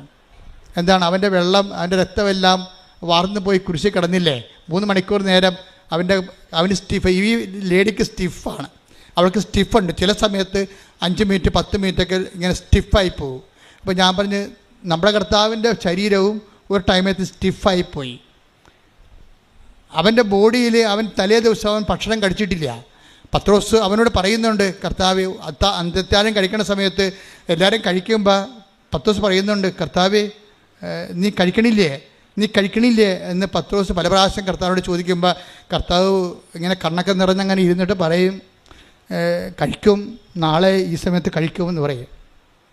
നാളെ ഈ സമയത്ത് വെള്ളിയാഴ്ച സന്ധ്യയ്ക്ക് കഴിക്കുമെന്ന്. എവിടെ കഴിക്കുമെന്നാണ് പറയണത്? എൻ്റെ പിതാവിൻ്റെ കൂടെ ഇരുന്നുകൊണ്ട് ഞാൻ സ്വർഗീയ ജെറുസലേമിലെ കർത്താവ് പിതാവിൻ്റെ കൂടെ ഇരുന്നുകൊണ്ട് കഴിക്കുമെന്ന്. എന്താ കാര്യം? എൻ്റെ ഇഷ്ടം നേരത്തെ പറഞ്ഞിട്ടുണ്ട്. എൻ്റെ ഇഷ്ടം. ആരെങ്കിലും ഇവന് ഭക്ഷണം കൊടുത്തിട്ടുണ്ടോ? കൊടുത്ത് കാണുമോ നീ? പത്രോസ് തന്നെ ഒരിക്കൽ ചോദിക്കും. അപ്പോൾ പറയും, കർത്താവ് പറയും, എൻ്റെ അപ്പൻ്റെ ഇഷ്ടം നിറവേറ്റുകയാണ് എൻ്റെ ആഹാരമെന്ന് പറയും. Take the bread of God. ശ്രദ്ധിക്കട്ടെ. ഹല്ലേലൂയ, ഹല്ലേലൂയ, ഹല്ലേലൂയ, ഹല്ലേലൂയ. യേശുവേ നന്ദി. ഹല്ലേലൂയ, ഹല്ലേലൂയ. ആരാധന, ആരാധന. യോഹന്നാൻ 4:34. യോഹന്നാൻ 4:34. യേശു പറഞ്ഞു, എന്നെ അയച്ചവന്റെ ഇഷ്ടം പ്രവർത്തിക്കുകയും അവന്റെ ജോലി പൂർത്തിയാക്കുകയുമാണ് എന്റെ ഭക്ഷണം. അപ്പൊ എന്താ ഉദ്ദേശിച്ചത്? നാളെ എൻ്റെ അപ്പൻ്റെ കൂടെ ഇരുന്ന് എനിക്ക് ഭക്ഷണം കഴിക്കാനുണ്ടെന്നാണ് പറയുന്നത്. പത്രോസ് കഴിക്കണില്ലേ എന്ന് ചോദിക്കുമ്പോഴേ പട്ടിണി നിന്നുകൊണ്ട് പറയുകയാണ്. നിങ്ങൾ ഓർക്കണം, ഈ കുരിശെല്ലാം ചുവന്നിരിക്കുന്നത് പട്ടിണി കോലമായിട്ട് നിന്നുകൊണ്ടാണ്. എന്തിനാണ് ഇത്രയും വലിയ കുരിശ് എടുത്തെന്ന് ഓർക്കണം. ഇതെല്ലാം നിത്യതയുടെ വിഷയമാണ്. ഞാൻ മാതാവിനെ കണ്ടുകൊണ്ട് തന്നെയാണ് നിങ്ങളെ കണ്ടുകൊണ്ട് ഞാൻ സംസാരിക്കുന്നത്. നിങ്ങൾ നിത്യതയെക്കുറിച്ച് കൂടുതൽ എന്തെങ്കിലും ദൈവം തന്നിട്ടില്ലെങ്കിൽ അത് ദൈവം തരാത്തതാണെന്ന് നിങ്ങൾ മനസ്സിലാക്കിയാൽ മതി. എന്താ കാര്യം? അതിന് പകരം നിങ്ങൾക്ക് തന്നു കാണും. അതിൻ്റെ പേര് നിത്യത എന്നാണ്. കൈയടിക്കട്ടെ. 34 യോഹന്നാന്റെ സുവിശേഷത്തിൽ എന്താണ് ഈശോ പറയണത്? എൻ്റെ പിതാവിൻ്റെ ഇഷ്ടം നിറവേറ്റുകയും അവൻ ഏൽപ്പിച്ച ജോലി പൂർത്തിയാക്കുകയും ചെയ്യുകയാണ് എൻ്റെ ഭക്ഷണം. കുരിശാണ് എൻ്റെ ഭക്ഷണം എന്നാണ് ഈ പറയണത്. കാര്യം കുരിശിൽ അവസാനം പറയുന്ന വാക്ക് എന്താണ്? എല്ലാം പൂർത്തിയായി. എന്ന് വെച്ചാൽ അത് തന്നെയാണ് എല്ലാം പൂർത്തിയായെന്ന് നാം പറയുമ്പോൾ അപ്പാ എന്നെ ഏൽപ്പിച്ച ജോലിയെല്ലാം പൂർത്തിയായി. ഈ ഭൂമി എന്തിനാണെന്ന് ഈശോയോട് ചോദിച്ചാൽ ഈശോ പറയും, ഈ ഭൂമി അപ്പാ ഏൽപ്പിച്ച ജോലി പൂർത്തിയാക്കാനാണെന്ന് പറയും. അതാണ് ഗെത്സെമനി മുട്ടുകുത്തുമ്പോൾ കർത്താവ് മുട്ടുകുത്തിയ സ്ഥലത്ത് മുട്ടുകുത്തിയവനാണ് ഞാൻ. കാര്യം ഞാൻ ഗെത്സെമനി ചെല്ലുമ്പോൾ കർത്താവിൻ്റെ ഗെത്സെമനിയിൽ പോയി. നിങ്ങളും ഗെത്സെമനി പോയി കാണും പലരും. പക്ഷെ ഞാൻ അവിടെ ഒരു സൂത്രപ്പടി കാണിച്ചു. ഞാൻ കുർബാന ചെല്ലുകയായിരുന്നു ഗെത്സെമനി നിന്നുകൊണ്ട്. അപ്പം ഗെത്സെമനി കുർബാന ചെല്ലണ എൻ്റെ മുമ്പിലാണ് കർത്താവ് മുട്ടുകുത്തി ചോര വീർത്ത സ്ഥലം കിടക്കുന്നത്. അവിടെ പിച്ചള കൊണ്ട് വലിയ ഒരു പുൽക്കിരീടം ഉണ്ടാക്കി വെച്ചിട്ടുണ്ട്. അപ്പോൾ അവിടെ ഒരു പോലീസ് നിൽക്കുന്നുണ്ട്. അയാൾ അങ്ങോട്ട് നോക്കി നിൽക്കുന്ന സമയത്ത് എൻ്റെ കൂടെ ഉണ്ടായിരുന്ന ആൻ്റണി പയ്യപ്പള്ളി അച്ഛനാണ്. പയ്യപ്പള്ളി അച്ഛന് കുർബാന കൊടുത്തിട്ട് ആൾക്കാർക്ക് കുർബാന കൊടുക്കാൻ പറഞ്ഞു കുർബാന സ്വീകരണത്തിൻ്റെ സമയത്ത്. അപ്പോൾ അത് കൊടുത്തിട്ട് അച്ഛനെ മുമ്പോട്ട് കയറ്റി വിട്ട്, അല്ലെങ്കിൽ അച്ഛനും പ്രശ്നം ഉണ്ടാക്കുമെന്ന് എനിക്കറിയാം. ഞാൻ പതുക്കെ വന്നു വെച്ചും ഞാൻ ഒരു നിമിഷം കർത്താവെ സോറി പറഞ്ഞുകൊണ്ട് ഞാൻ ഈ ഗെത്സെമനി കർത്താവ് മുട്ടുകുത്തിയ സ്ഥലത്ത് ഞാൻ എൻ്റെ മുട്ടുകുത്തിയിട്ട് താങ്ക്സ് ലോഡെന്ന് പറഞ്ഞേ, കർത്താവെ നന്ദിയെന്ന്. ഈ ഭൂമിയെ രക്ഷിക്കാൻ വേണ്ടി അവസാനമായി നീ മുട്ടുകുത്തിയ സ്ഥലമാണിത്. ഇവിടെ വന്ന് മുട്ടുകുത്താൻ ഒത്തില്ല, നന്ദിയെന്ന്. അന്ന് നീ പറഞ്ഞൊരു വാക്കുണ്ട്. എന്താ പറഞ്ഞത്? 17:4. Take the bread of God. ശ്രദ്ധിക്കട്ടെ. ഹല്ലേലൂയ. യോഹന്നാൻ 17:4. അവിടുന്ന് എന്നെ ഏൽപ്പിച്ച ജോലി പൂർത്തിയാക്കിക്കൊണ്ട് ഭൂമിയിൽ അവിടുത്തെ ഞാൻ മഹത്വപ്പെടുത്തി. അതാണ് അവസാനം പറഞ്ഞ വാക്ക്. ഗെത്സെമനി പറയുന്ന വാക്ക് എന്താണ്? ഞാൻ പൂർത്തിയാക്കാൻ പോണ അപ്പ കുരിശിലേക്ക് പോവുകയാണ്, എൻ്റെ ജോലി പൂർത്തിയാക്കാൻ പോവുകയാണ്. കുരിശ് മരിക്കണ മുമ്പ് തന്നെ മരിച്ചതിൻ്റെ മുഴുവൻ അക്കൗണ്ടിലേക്ക് ആദ്യമേ സമർപ്പിക്കും. എന്താ പറയണത്? പിന്നീട് ഈശോ പറയണത് പിറ്റേ ദിവസമാണ് പറയണത് ഇത് എല്ലാം പൂർത്തിയായെന്ന് പറയണത്. എൻ്റെ മക്കളെ, ദൈവം നമ്മുടെ ജീവിതത്തിൽ നിത്യതയുടെ അംശങ്ങൾ സൂക്ഷിച്ചിട്ടുണ്ട്. അത് നമ്മുടെ കേൾക്കപ്പെടാത്ത പ്രാർത്ഥനയാണെന്ന് ഓർക്കണം. പ്രാർത്ഥിച്ചിട്ടും മാറാത്ത ഒരു രോഗമാണെന്ന് ഓർക്കണം.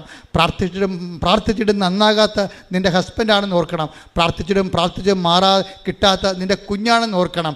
ആരും ദൈവത്തിൽ നിന്ന് കിട്ടിയതല്ല നമ്മൾ ഉയർത്താൻ പോണത്. എൻ്റെ ദൈവവേദനെ എന്നെ ഉയർത്താൻ പോണത് ദൈവത്തോട് ചോദിച്ചിട്ട് നമുക്ക് കിട്ടാത്തതാണ്. അതാണ് ദൈവത്തിൻ്റെ അതാണ് നമ്മുടെ ആഹാരം, അതാണ് പിതാവ് നമ്മളെ ഏൽപ്പിച്ച് ജോലി എന്ന് പറയുന്നത്, അതാണ് നമ്മളെക്കുറിച്ചുള്ള ദൈവഹിതമെന്ന് പറയുന്നത്.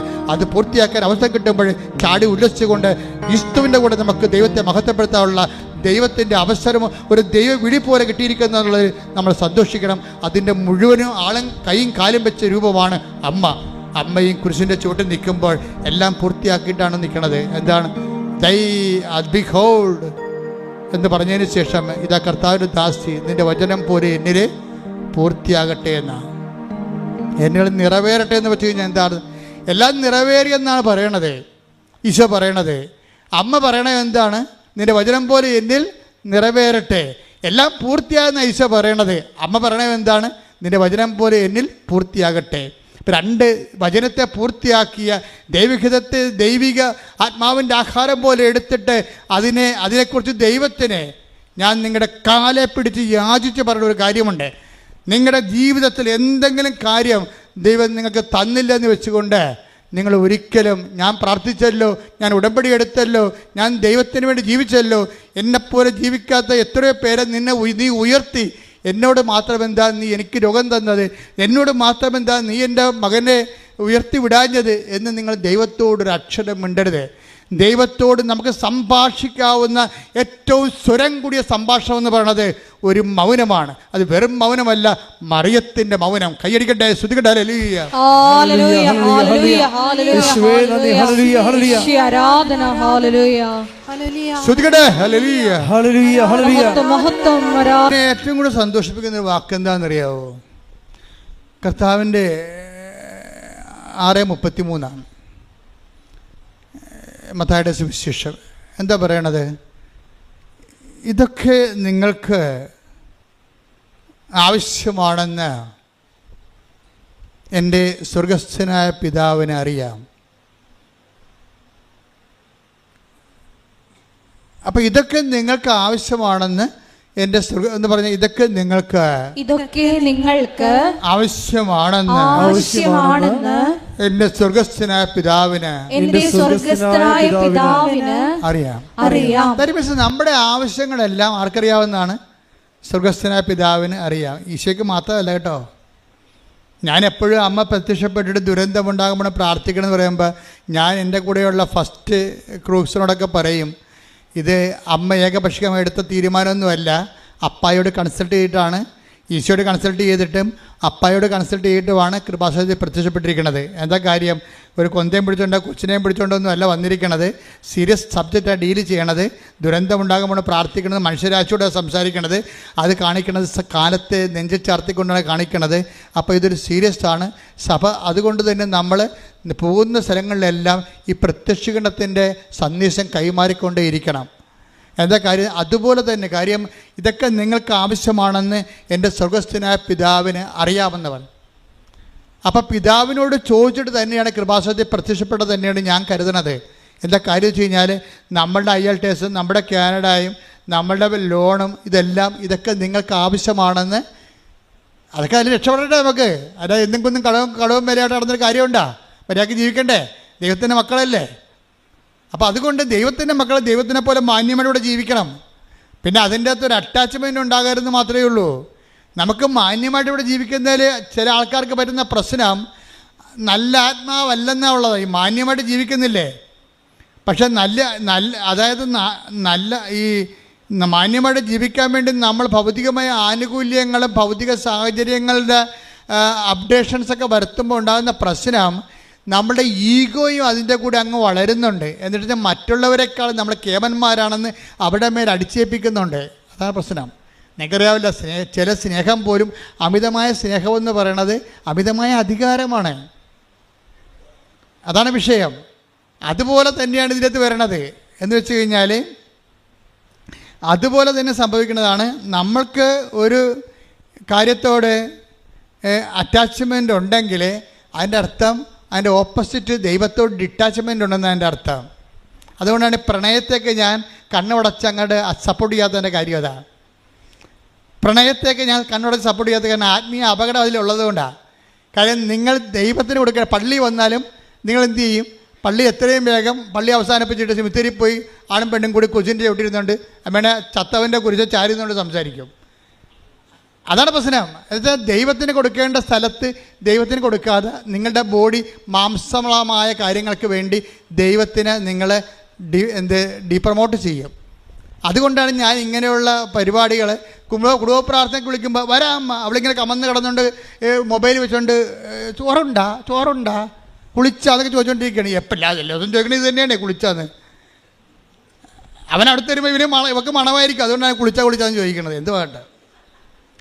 അപ്പോൾ ഇത് ഈ പ്രാർത്ഥനയുടെ ദൈവത്തോട് സംസാരിക്കേണ്ട സമയത്ത് ഇവള് കുളിച്ചിട്ട് തന്നെ വർഷങ്ങളായി, എന്നിട്ട് അവൻ കുളിച്ചാന്ന് ചോദിച്ചുകൊണ്ടിരിക്കുകയാണ്. അതെന്താ പ്രോബ്ലം എന്ന് വെച്ച് കഴിഞ്ഞാൽ, ഞാൻ പറഞ്ഞതിൻ്റെ അർത്ഥം എനിക്ക് മനസ്സിലായ, ഈ പ്രേമത്തിൻ്റെ സംഭവം ബാക്ടീരിയ വൈറസ് തലക്കടിച്ച് കഴിഞ്ഞാൽ ശരിക്കും പറഞ്ഞാൽ പിന്നെ ഒരു ഫോബിയ ഉണ്ടാവും. ഈ പേപ്പട്ടിയുടെ തലയിൽ വൈറസ് കയറി കഴിഞ്ഞാൽ വെള്ളം കണ്ട അറച്ചറച്ച് മാറും. അതുപോലെ അറ്റാച്ച്മെൻറ്റ് കൂടിക്കഴിഞ്ഞാൽ പ്രാർത്ഥന കാണുമ്പോൾ അറച്ചറച്ച് മാറും. അതാണ് വിഷയം.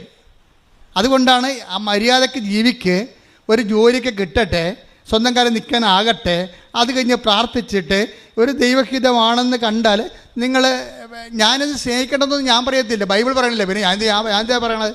പക്ഷേ ദൈവത്തെ മറന്നുകൊണ്ട് ഈ അഭ്യാസത്തിന് പോകരുത്. നിങ്ങൾക്കത് നട്ടക്കച്ചവടമായിരിക്കും. പറഞ്ഞ മനസ്സിലായില്ലേ? കാര്യം നമുക്ക് ദൈവത്തെ മറക്കുമ്പോൾ ഇതിൻ്റെ പേരിൽ പിന്നെ മാതാപിതാക്കന്മാരുമായിട്ട് കലഹിക്കേണ്ടി വരും, അവിടെ സമാധാനം കളയും. അതാണ് വിഷയം.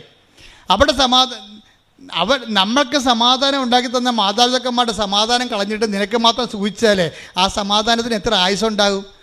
ഈ ഒരു നടക്ക് ഈ സംഭവം പോകത്തില്ല. അതുകൊണ്ടാണ് സംഭവം. അതുകൊണ്ട് ദൈവത്തെ മറന്ന് ഈ ആൾക്കാരുടെ എല്ലാം, ഞാൻ 10,000-20,000 പ്രേമ കേസ് എടുത്തിട്ടുണ്ട്. ഈ അണ്ണന്മാരുടെ എല്ലാത്തിൻ്റെയും പ്രശ്നം എന്താണെന്ന് വെച്ച് കഴിഞ്ഞാൽ ഇവരാദ്യം മറക്കണത് ദൈവത്തെ, പിന്നെ മറക്കണത് അത് ഒരാളെ ഒരു കക്ഷിയെ കിട്ടാൻ കഴിഞ്ഞാൽ പിന്നെ എന്ത് പറ്റും? കർത്താവ് പറയും എന്നോട് കൂടി ശേഖരിക്കാത്തവൻ ചിതറിച്ച് കളയണമെന്ന് കർത്താവ് പറഞ്ഞില്ലേ. അപ്പം ഈ പെണ്ണിനെ അടിച്ച് മാറ്റിയിരിക്കണത് ആണിനെ അടിച്ച് മാറ്റിയിരിക്കണത് കർത്താവിനോട് ആലോചിക്കാതെയാണെന്ന് മനസ്സിലായത് കൊണ്ടാണ് രാവിലെ ഒരുത്തിനെ സ്നേഹിക്കും, ഉച്ചയ്ക്ക് വേറെ ഒരുത്തിനെ സ്നേഹിക്കും, വൈകുന്നേരം ഒരുത്തിനെ, ഈ 3 പേരും കൂടി ഒരുമിച്ച് കണ്ടെത്തുന്ന കാര്യത്തിൽ ഇവൻ്റെ കാര്യത്തിൽ തീരുമാനമാകും. എന്താ? ചിതറിപ്പോയി. എത്ര ഡൈവേഴ്സുകളുണ്ടായിരിക്കണത് ഈ ചിതറിപ്പോയതാണ് കാര്യം. എന്നോട് കൂടെ ശേഖരിക്കാത്തവൻ ചിതറിച്ച് കളയുന്നു. അല്ലെങ്കിൽ നിങ്ങളെ ഞാൻ അറേഞ്ച്ഡ് പേരും വലിയ മഹത്വമൊന്നും പറയണില്ല. ഞാൻ പറയണ ഇത്രയേ ഉള്ളൂ, നിങ്ങളുടെ സ്നേഹം വിശുദ്ധമാകണം. നല്ല ആത്മാവെന്ന് പറയണില്ലേ? നല്ല ആത്മാവെന്ന് പറഞ്ഞാൽ ദൈവത്തെ കക്ഷി ചേർക്കണം. ദൈവത്തിൻ്റെ ആത്മാവെന്ന് വരുവിനെ എന്തുകൊണ്ടാണ് ഈ സങ്കീർത്തനം നല്ല ആത്മാവെന്ന് പറയണത്? ദൈവത്തിൻ്റെ ആത്മാവ് മാത്രമേ നല്ല ആത്മാവുള്ളൂ. ബാക്കിയെല്ലാം ആത്മാവിൽ ദൈവത്തേക്കാൾ പ്രാധാന്യം സ്വന്തമായ താല്പര്യങ്ങൾക്കും സുഖങ്ങൾക്കുമായിരിക്കും. അത് നല്ല ആത്മാവല്ല. That is attached this world. ദൈവത്തെ അറ്റാച്ച് ചെയ്യുമ്പോൾ ദൈവത്തോട് അറ്റാച്ച് ചെയ്യാത്ത കൊണ്ട് തന്നെ അതിൻ്റെ അകത്ത് നന്മ പോകും. അതുകൊണ്ടാണ് ദൈവം മാത്രമേ നല്ലവനുള്ള നീശ പറയത്തില്ലേ.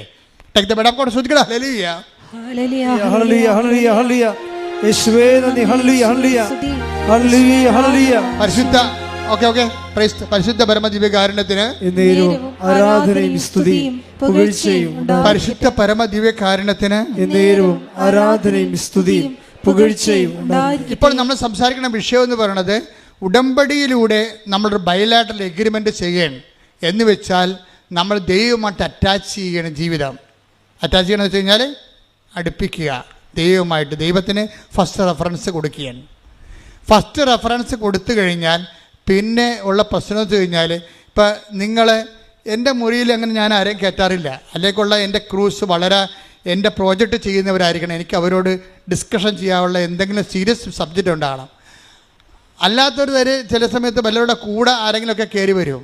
വേറെ ചില പ്രധാനപ്പെട്ട കക്ഷികൾ ചില സീരിയസ് ടോക്കുകൾ നടത്താൻ വേണ്ടി വരുമ്പോൾ മര്യാദ ഉള്ളവരാണെങ്കിൽ ഫോൺ വരുമ്പോൾ അവർ അച്ഛാ ഇത് സീരിയസ് ഫോണാണ്, ഞാൻ ഇന്ന് എടുത്തോട്ടെ എന്ന് ചോദിച്ചിട്ട് പുറത്തോട്ട് പോകും. ചില ആൾക്കാർ അവിടെ ഇരുന്ന് ഫോൺ ചെയ്യും എൻ്റെ മുമ്പിലിരുന്ന്.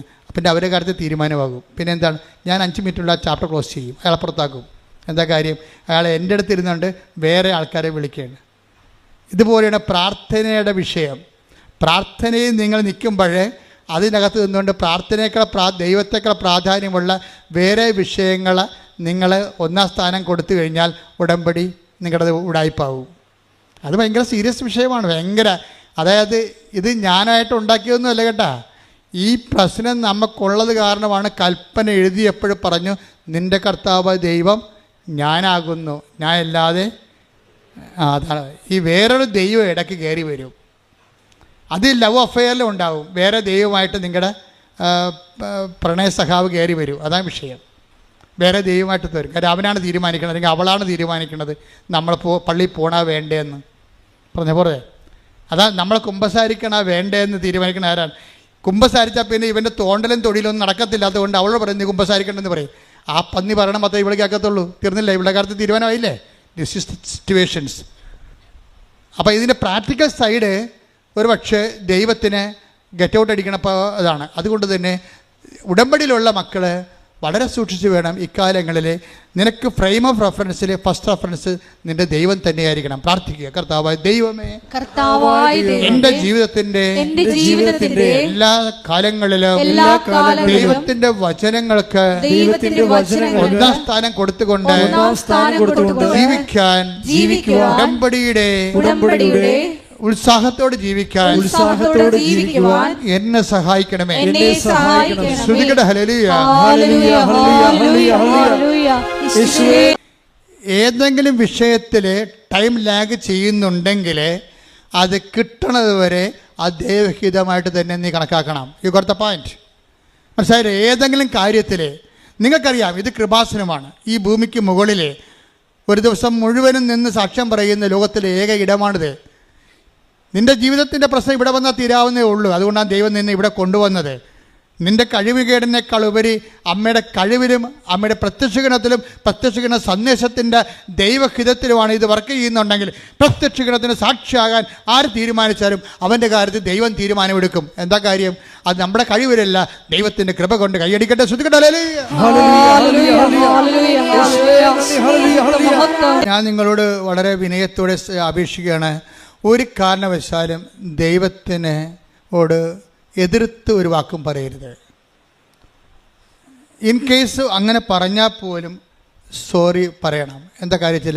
അമ്മ ഒരിക്കൽ ഈശോയോട് ചോദിച്ചായിരുന്നു, ഈശോ നീ എന്തിനാ ഞങ്ങളോട് ഇങ്ങനെ ചെയ്തത്? കാര്യം കാണാതെ പോയില്ലേ.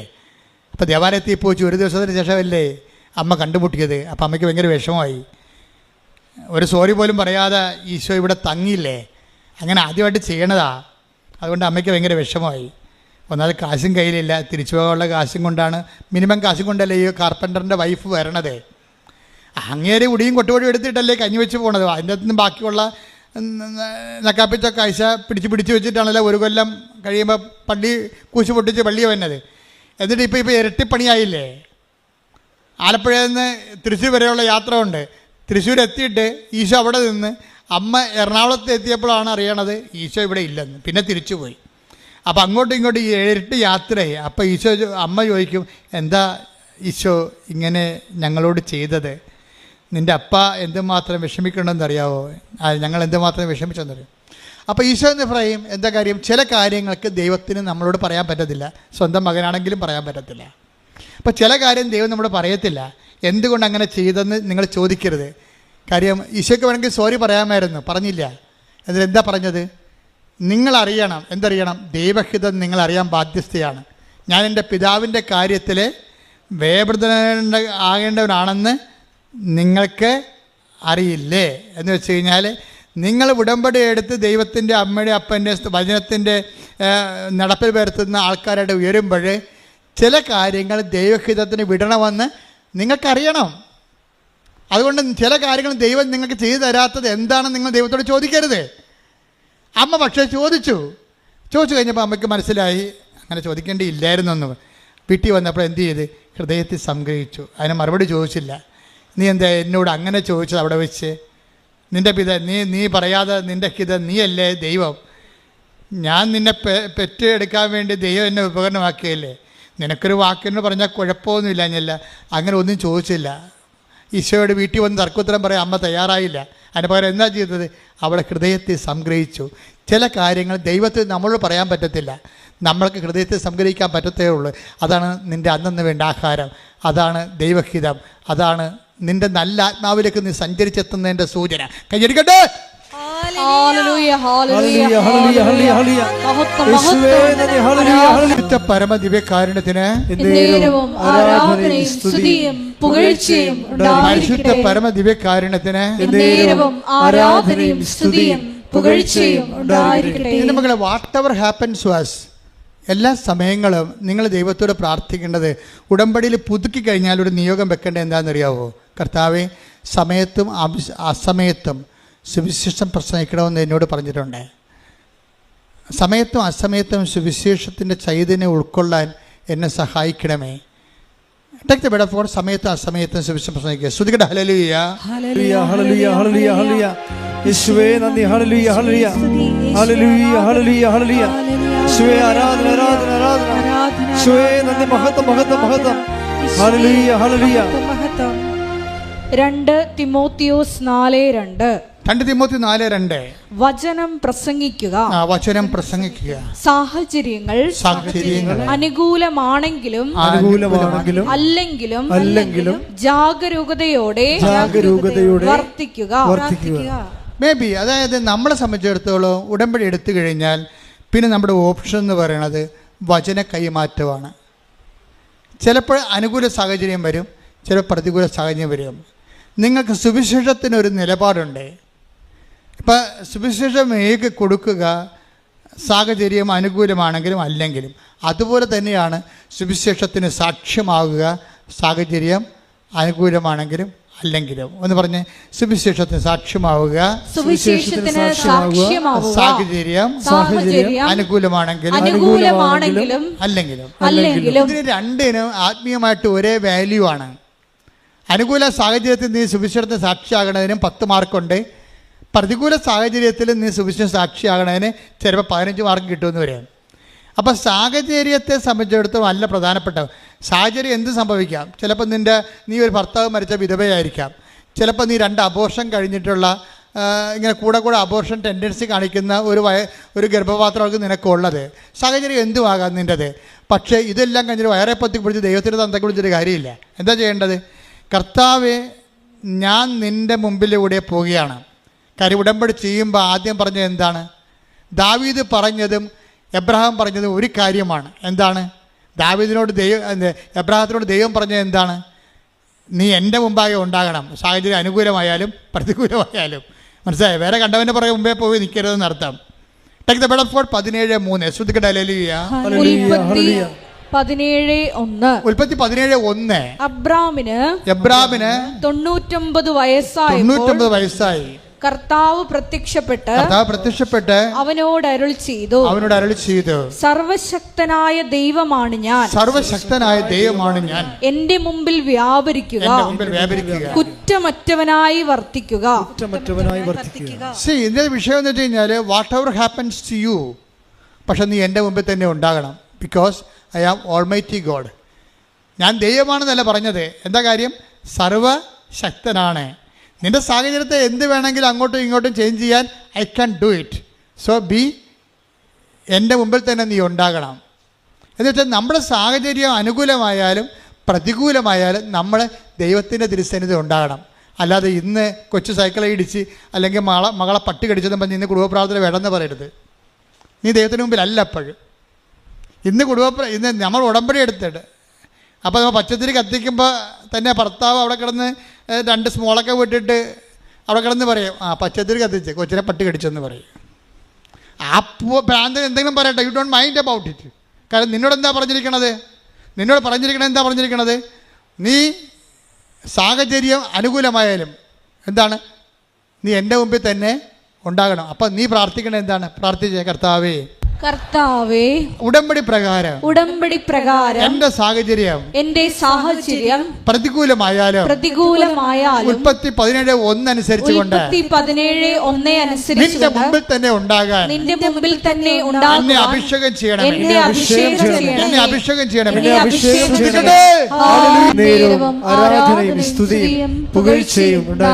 എന്റെ മക്കളെ, നിങ്ങളുടെ കയ്യിൽ നിന്നൊരു കൈ അബദ്ധം വന്ന് വിചാരിച്ചോ?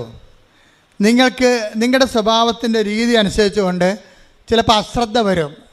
ഉടമ്പടി എടുത്താലും ചിലപ്പോൾ ഉടമ്പടി ജീവിക്കുകയാണെങ്കിൽ ശരി, ചില കയ്യബദ്ധങ്ങൾ വന്നു കഴിഞ്ഞായിരിക്കും അറിയണം, ദൈവമേ ഞാൻ ഉടമ്പടി എടുത്താണല്ലോ, ഞാൻ ഓർത്തില്ലല്ല, അബദ്ധമായി പോലല്ല, അങ്ങനെ ചെയ്യരുതായിരുന്നു, അങ്ങനെ പറയരുതായിരുന്നു, ഇനിയിപ്പോൾ എന്ത് ചെയ്യും, കുമ്പസാരിക്കാതെ ഉടമ്പടി ചെയ്യാൻ പറ്റുമോ? എൻ്റെ മകളെ, നീ ഒന്നും ചെയ്യേണ്ട, സോറി എന്ന് പറഞ്ഞാൽ മാത്രം മതി. എന്താ കാര്യം എന്നറിയാവോ? ഒരു സോറി പറഞ്ഞൊരു മനുഷ്യനാണ് ഇസ്രായേൽ ഭരിച്ചത്, നീ ഓർക്കണം. ഞാൻ ദാവീദിൻ്റെ കുഴിമാടത്ത് ചെല്ലുമ്പോൾ അവിടെ 1.5 മണിക്കൂർ നിന്ന് പ്രാർത്ഥിച്ചിട്ട് എൻ്റെ കൂട്ടം തെറ്റിപ്പോയൊരു മനുഷ്യനാണ് ഞാനും വിജയകുമാറും. ഞങ്ങൾ ഈ ദാവീദിൻ്റെ കുഴിമാടം കണ്ടപ്പോഴെല്ലാം മറന്നുപോയി. അവിടെ നിന്ന് അങ്ങോട്ട് പ്രാർത്ഥിക്കാൻ തുടങ്ങി. കാര്യം ഞങ്ങൾക്ക് മുമ്പ് നിൽക്കുന്ന 2 യഹൂദന്മാർ ധൂപം ഇങ്ങനെ അർപ്പിച്ചുകൊണ്ട് അവരിങ്ങനെ സങ്കീർത്തനങ്ങൾ പാടി ആടി അവരിങ്ങനെ നിർവൃതി നിൽക്കുകയാണ്. എത്ര കൊല്ലം, 2500 കൊല്ലം മുമ്പ് മരിച്ചുപോയി, 2000 അല്ല 10,000-3000 കൊല്ലം മരിച്ചുപോയ ദാവീദ് സിംഹാസനം, ദാവീദിൻ്റെ കുഴിമാടത്തിൽ ഈ യഹൂദ പുരോഹിതന്മാർ ഇരുന്നുകൊണ്ട് ധൂപാർച്ചന നടത്തി പ്രാർത്ഥിക്കുന്ന കണ്ടപ്പോൾ പ്രാർത്ഥന എന്താണ്, നമ്മൾ ഇത്രയും നാൾ പ്രാർത്ഥനയേക്കാൾ വേറൊരു പ്രാർത്ഥന ഉണ്ടല്ലോ, ഇങ്ങനെ തീഷ്ണമായിട്ട് 24 മണിക്കൂർ ആ മനുഷ്യനവിടെ നിന്ന് പ്രാർത്ഥിക്കുകയാണ്. അപ്പം ഞാനും കൂടെ നിന്ന്, വിജയകുമാരൻ കൂടെ നിന്ന് പ്രാർത്ഥിക്കുകയാണ്. ഞങ്ങൾ 1.5 മണിക്കൂർ അറിയാതെ നിന്ന് പ്രാർത്ഥിച്ചു പോയി. തിരിഞ്ഞു നോക്കിയപ്പോൾ കൂട്ടം കാണുന്നില്ല. പഴയ ജെറുസലേമിലാണ്, അകപ്പെട്ടു പോയി. പിന്നെ ഞാൻ കൊന്തയല്ലി ആണ് ആ പണ്ടി ടെല്ലവീവിലേക്ക് ജെറുസലേമിലേക്ക് കണ്ടുപിടിച്ചത്. കൊന്തയല്ലി 1.5 മണിക്കൂർ നടന്നു കയറപ്പെടാം.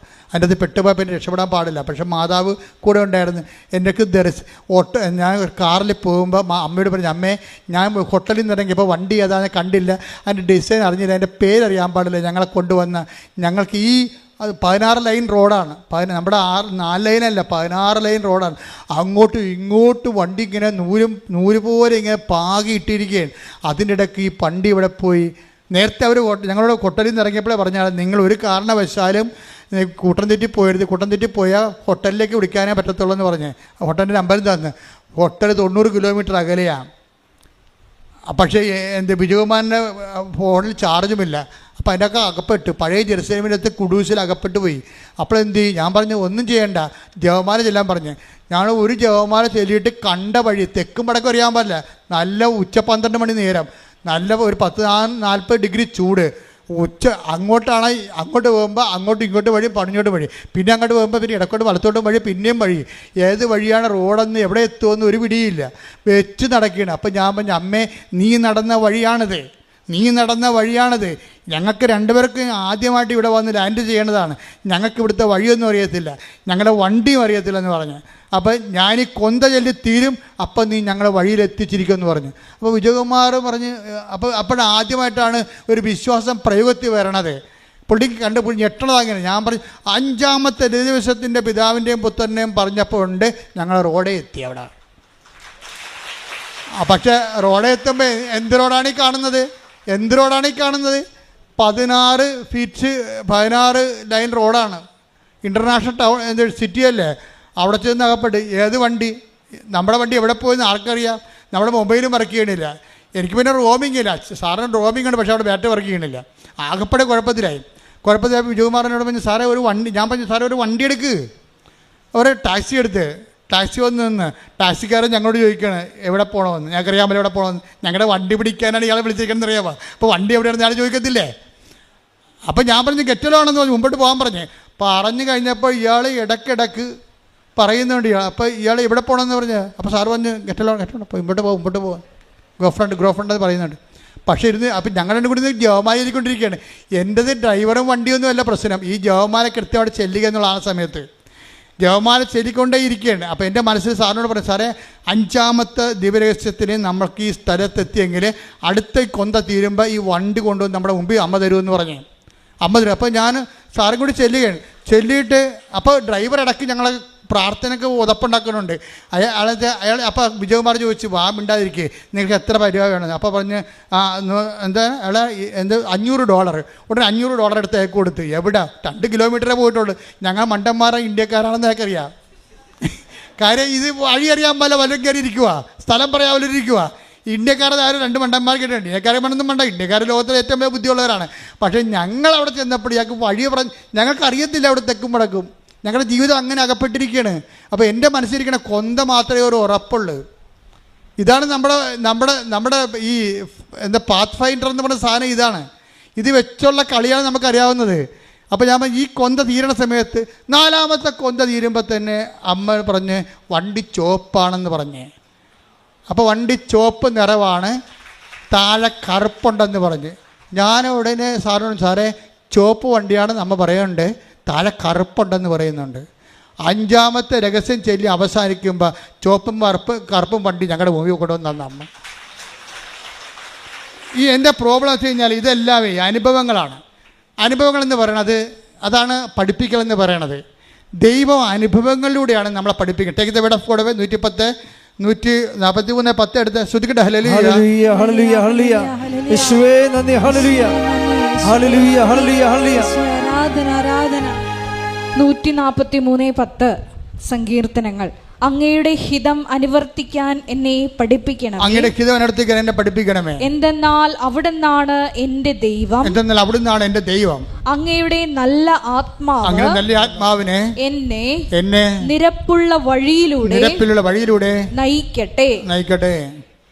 Praise the Lord. അപ്പോൾ അങ്ങയുടെ ഹിതം അനുവർത്തിക്കുകയാണ് എൻ്റെ ആഹാരം. അതാണ് നിരപ്പുള്ള വഴികളിലൂടെ.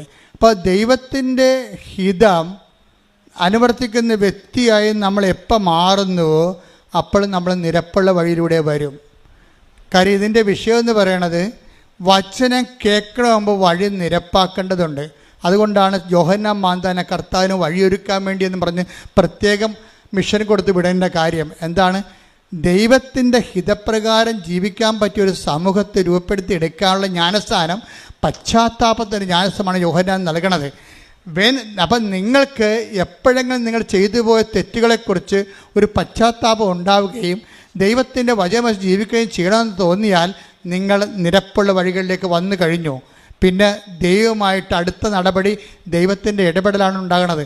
അതുകൊണ്ട് ഉടമ്പടിയുടെ ഉദ്ദേശമെന്ന് പറയണത് ആദ്യം തന്നെ നിരപ്പുള്ള വഴിയിലൂടെ സഞ്ചരിച്ചു കൊണ്ട് നല്ല ആത്മാവിലേക്ക് വരണം. എന്ന് വെച്ച് കഴിഞ്ഞാൽ നമ്മൾക്ക് നിങ്ങളുടെ ഉടമ്പടിയിലൂടെ മറ്റുള്ളവരുടെ മുമ്പിൽ മേക്കിട്ട് കയറാൻ പറ്റിയ ഒരു ഉദ്യോഗം ഉണ്ടാക്കണം. 10 പൈസ മറ്റവരെക്കാൾ മെച്ചമായിരിക്കണം നമ്മൾ. അതുപോലെ തന്നെ ഇതുപോലെ നമ്മുടെ ലോൺ പാസ്സാകുന്നതിലൂടെ നമുക്ക് അപ്പൻ്റെ ഒക്കെ നിന്ന് നമ്മൾ വീട് വെക്കാനുള്ള സ്ഥലം എഴുതി മേടിച്ച് കഴിഞ്ഞാൽ അനിയനെ എങ്ങനെയെങ്കിലും സ്കൂട്ട് ചെയ്യാം, അവിടുന്ന് ന്യൂട്രലാക്കി പുറത്താക്കാം എന്നൊക്കെയുള്ള പരിപാടികളൊക്കെ കയ്യിലുണ്ടെങ്കിൽ നല്ല ആത്മാവല്ലത്. നിങ്ങളുടെ നിയോഗം കൊണ്ട് തന്നെ നിങ്ങളെല്ലാവരും നീറി അവസാനിക്കണത്. എന്താ കാര്യം? എല്ലാ നിയോഗത്തിലും തരികിടയുണ്ട്. അതെല്ലാം ചെയ്തതിന് ശേഷം അത് നേടിയെടുത്തതിലൂടെ മറ്റുള്ളവർക്കൊരു പണി കൊടുക്കാൻ വേണ്ടി നിങ്ങൾ വിചാരിക്കുന്നുണ്ടാവും. ഇതാണ് വിഷയം. നിങ്ങൾക്ക് പണി തന്ന ആൾക്കാർക്ക് എല്ലാം മുമ്പിൽ തലേലും കെട്ടി ജീവിക്കാൻ വേണ്ടി നിങ്ങൾ ഭൗതിക ആനുകൂല്യത്തോട് ദൈവത്തോട് ചോദിച്ചു കഴിഞ്ഞാൽ അത് നല്ല ആത്മാവല്ല. അപ്പം അതുകൊണ്ട് അങ്ങനെയുള്ള നിയമങ്ങളെല്ലാം പൊളിച്ചെഴുതണം. എന്നിട്ട് നിരപ്പുള്ള വഴികളിലൂടെ ദൈവഹിതപ്രകാരം ജീവിക്കാൻ വേണ്ടി നിത്യത ലക്ഷ്യമാക്കിക്കൊണ്ട് പോകുമ്പോൾ അമ്മ ഓട്ടോമാറ്റിക്കായിട്ട് വന്ന് മധ്യസ്ഥം വഹിക്കും. അമ്മ മധ്യസ്ഥം വഹിക്കുന്ന രീതി കണ്ടില്ലേ?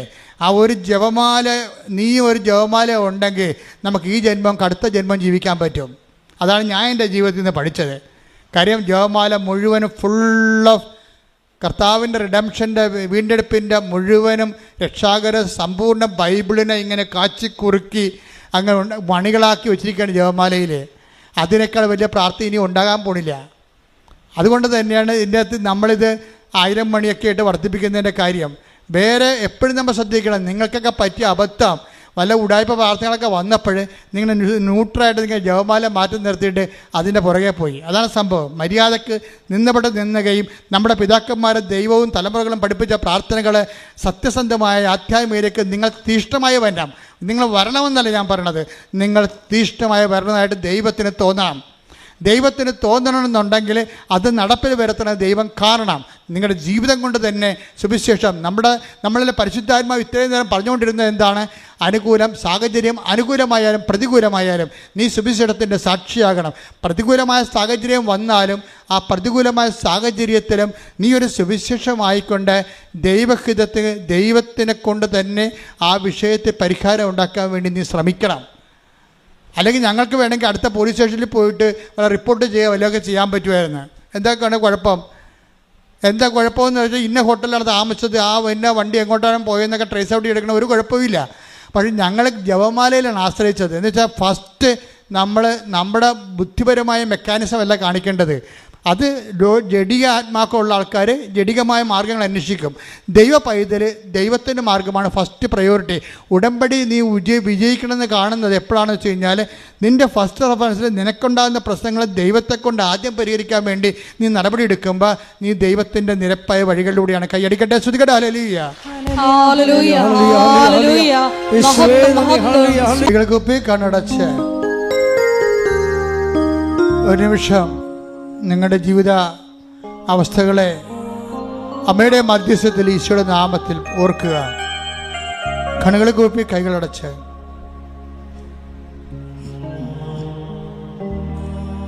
കണ്ണുകളടച്ച് കൈകൾ കൂപ്പി ഒരു നിമിഷം നമ്മുടെ ജീവിതാവസ്ഥകൾ, ഈ ആഴ്ചയിൽ ദൈവം ഇടപെടേണ്ട വിഷയങ്ങൾ പരിശുദ്ധ അമ്മയുടെ മാധ്യസ്ഥത്തിൽ ഈശോയ്ക്ക് സമർപ്പിക്കുക.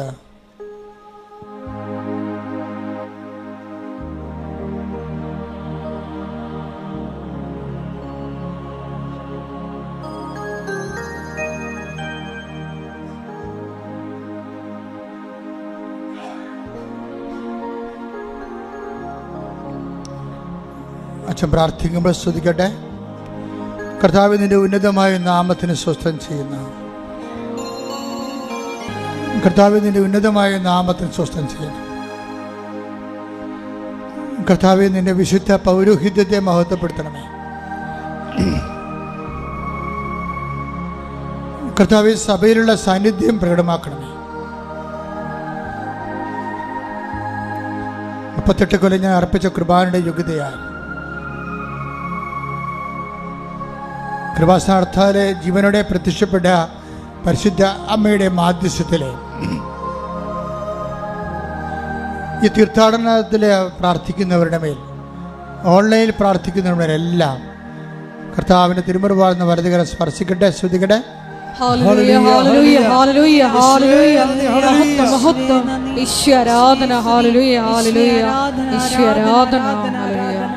കർത്താവ് നിന്റെ നാഥനും രക്ഷകനുമായി ഏറ്റുപറയുന്ന എല്ലാ മക്കളോടും നീ കാരുണ്യം കാണിക്കണമേ.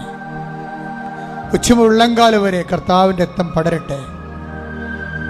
എല്ലാ കോശങ്ങളിലും പേശികളിലും കർത്താവിൻ്റെ രക്തം പടരട്ടെ. കർത്താവിൻ്റെ ആണിപ്പെടുതാർന്ന വലതുകരത്താൽ ഓരോ അവയവങ്ങളെ സ്പർശിക്കണമെന്ന് പ്രാർത്ഥിക്കുന്നു.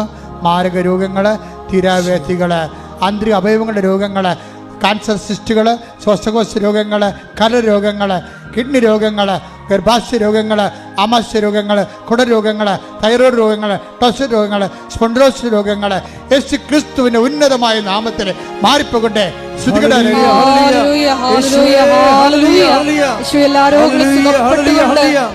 വിവാഹത്തിന്റെ വിവാഹ ജീവിതത്തിലെ പലതരത്തിലുള്ള അസ്വാരസ്യങ്ങളുള്ളവര്, മക്കളില്ലാത്തവര്,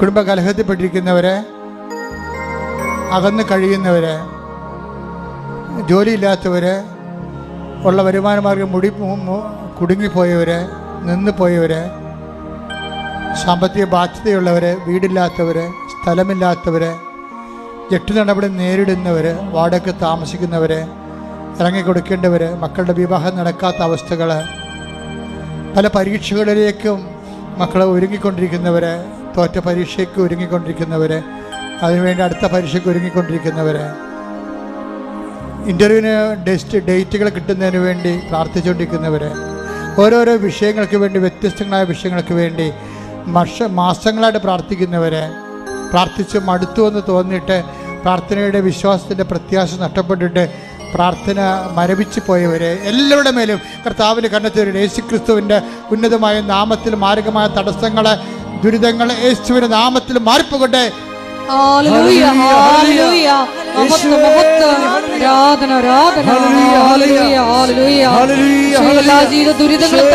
ഓൺലൈനിലുള്ളവരും ഓർക്കുക, ചില കാര്യങ്ങൾ ട്രൈ ചെയ്ത് മടുത്തിട്ട് മനസ്സിടിഞ്ഞു പോയവരെ കർത്താവ് അനുഗ്രഹിക്കേണ്ട സമയമാണിത്. അതിനുവേണ്ടിയാണ് ഇപ്പോൾ നമ്മൾ ഒരുമിച്ച് പ്രാർത്ഥിക്കുന്നത്. ശ്രദ്ധിക്കട്ടെ. ഹല്ലേലൂയ, ഹല്ലേലൂയ, ഹല്ലേലൂയ. മഹത്വം, മഹത്വം, ആരാധന, ആരാധന. ഹല്ലേലൂയ. അസ്ഥികൾ ഒരുങ്ങി, അതായത് മുട്ട് എപ്പോഴും കസേര ഇരിക്കണ കാണാം. പ്രധാന പ്രശ്നം മുട്ട് കുത്താൻ പാടില്ല. മുട്ടിൻ്റെ അസ്ഥികൾക്ക് മുട്ടിൻ്റെ കുഴകൾക്ക് തേയ്മാനം എന്തൊക്കെയാണ്. ആ വ്യക്തി കർത്താവ് സുഖപ്പെടുന്നതായിട്ട് കാണിക്കുന്നുണ്ട്. ആരാധന, രോഗസൗഖ്യ സന്ദേശത്തിന് നന്ദി പറയുന്നു. ഞങ്ങളുടെ ഇടയിലുള്ള അവിടുത്തെ ജീവിക്കുന്ന സാന്നിധ്യത്തിന് നന്ദി പറയുന്നു. മഹത്വം മഹത്വം. ഒരു 5 സ്ഥലമാകാം, ചിലപ്പോൾ ഡോളറാകാം, ചിലപ്പോൾ വേറെ നമ്മുടെ ഇന്ത്യൻ മണിയാകാം. 5-ലാണത് തുടങ്ങണത്. അതിൻ്റെ ഒരു ഡിസ്പ്യൂട്ടിൽ വളരെ മോശമായ ഒരു ജീവിതാവസ്ഥയിലേക്ക് ചെന്നെത്തിയിട്ട് ജോലി നഷ്ടപ്പെടുവോ, വരുമാനം മുടങ്ങുമോ എന്ന വിഷയത്തിൽ പ്രാർത്ഥിക്കുന്ന വ്യക്തിയെ, അതുപോലെയുള്ള കുരുക്ക് പിടിച്ച വിഷയത്തിനുമെല്ലാം ദൈവത്തിൻ്റെ കർത്താവിൻ്റെ ഉന്നതമായ ശ്രദ്ധയും ഈ പ്രാർത്ഥനയിൽ അതിൽ നിന്ന് വിടുതലും കർത്താവ് നൽകുന്നതായിട്ട് സൂചനയുണ്ട്. അതുപോലെ യാത്ര മുടങ്ങിപ്പോയവരെ, യാത്ര ചെയ്യാൻ പോകുന്നവരൊക്കെ കർത്താവ് അനുഗ്രഹിക്കുന്ന സമയമാണ്. അതിനുവേണ്ടി സ്തുതിക്കട്ടെ. ഹല്ലേലൂയ. ദൈവിക സന്ദേശത്തിന് നന്ദി പറയുന്നു. ഹല്ലേലൂയ ഹല്ലേലൂയ. മഹത്വം മഹത്വം. ആരാധന ആരാധന.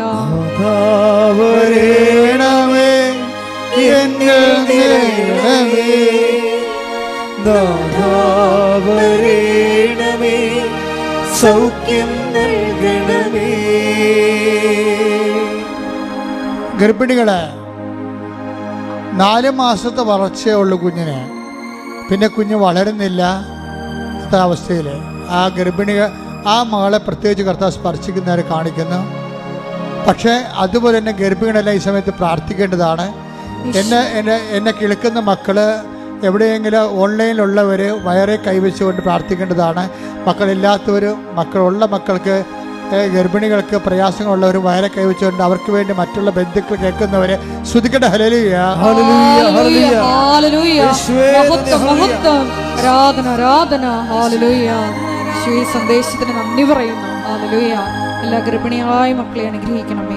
പരിശുദ്ധ പരമദിവ്യകാരുണ്യത്തിന് നേരവും ആരാധനയും സ്തുതിയും പുകഴ്ചയും ഉണ്ടായിരിക്കട്ടെ. കണ്ണിന് കാഴ്ചക്കുറവുള്ള എന്നതിനേക്കാൾ ഉപരി കണ്ണിന് കളറ് മാറുന്നു, ഒരു ചാര നിറമായിക്കൊണ്ടിരിക്കുന്നു, കാഴ്ച മങ്ങുന്നു. ആ വ്യക്തികളെ, കണ്ണിൻ്റെ വിഷമമുള്ളവരെ കണ്ണിൽ തൊട്ടിട്ട് സ്തുതിക്കണം. ഞാനീ പറഞ്ഞ പ്രത്യേക വിഷയത്തിൻ്റെ പേര് ദൈവത്തിന്റെ സൗഖ്യം ഉണ്ടാകുന്നുണ്ട്. സ്തുതിക്കട്ടെ. ഹല്ലേലൂയ ഹല്ലേലൂയ ഹല്ലേലൂയ ഹല്ലേലൂയ. യേശുവേ ആരാധന. Hallelujah hallelujah.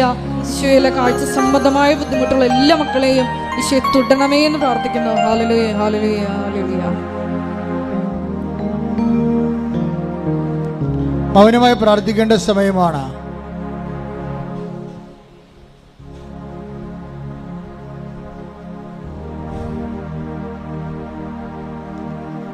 മുട്ട നിൽക്കുക. ആരാധന ആശീർവാദമാണ്. ഒരിക്കൽ കൂടി മരിയൻ ഉടമ്പടിയിൽ സമർപ്പിച്ചിരിക്കുന്ന എല്ലാ വിഷയങ്ങളും, നമ്മുടെ ജീവിതത്തിൽ ഇപ്പോഴും നൊമ്പരപ്പെടുത്തുന്ന എല്ലാ വിഷയങ്ങളും ദൈവമാതാവിൻ്റെ മധ്യസ്ഥയിൽ ദിവ്യകാരുണ്യ സന്നിധിയിൽ സമർപ്പിച്ച് നമുക്ക് ഒരു നിമിഷം മൗനമായിട്ട് പ്രാർത്ഥിക്കാം.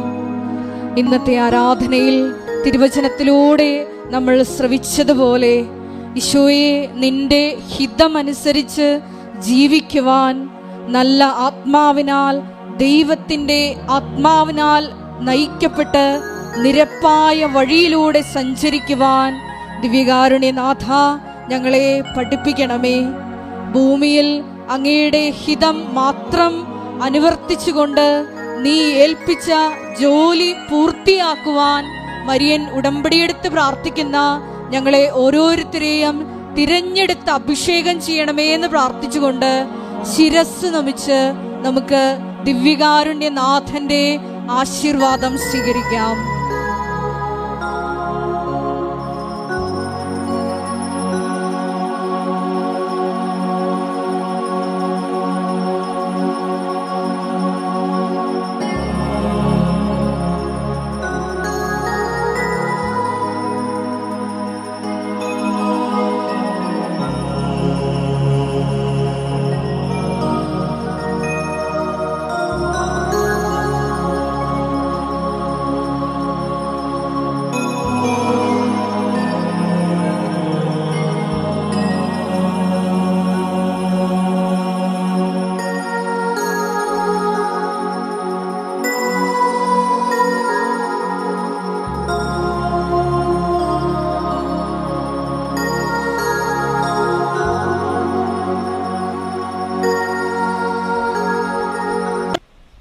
ധ്യാനം നിങ്ങൾ എത്രയും വേഗം വീണ്ടും കൂടുകയും അത് ഷെയർ ചെയ്യുകയും ചെയ്യണം. നിങ്ങൾ വഴി മറ്റുള്ളവരും കർത്താവിലേക്ക് കടന്നു വരാൻ നിങ്ങൾ സ്വർഗത്തിൻ്റെ ഉപകരണമാകണം. അതിലെ സുവിശേഷത്തിൻ്റെ സാക്ഷിയാകുന്നതിൽ സന്തോഷിച്ചുകൊണ്ടാണ് അത് ചെയ്യേണ്ടത്. രണ്ടാമത്തെ അറിയിപ്പ്, ഇന്ന് മുതൽ 7 ദിവസത്തേക്ക് മാതാവിൻ്റെ പ്രത്യക്ഷീകരണത്തിൻ്റെ ഒരുക്ക പ്രാർത്ഥന നടത്തുകയാണ്. അത് ഓൺലൈനായിട്ടുണ്ട്, ലൈവായിട്ട് കാണിക്കും. മാതാവിൻ്റെ പ്രത്യക്ഷീകരണം 7-ാം തീയതിയാണ് നമ്മൾ അനുസ്മരിക്കുന്നത്.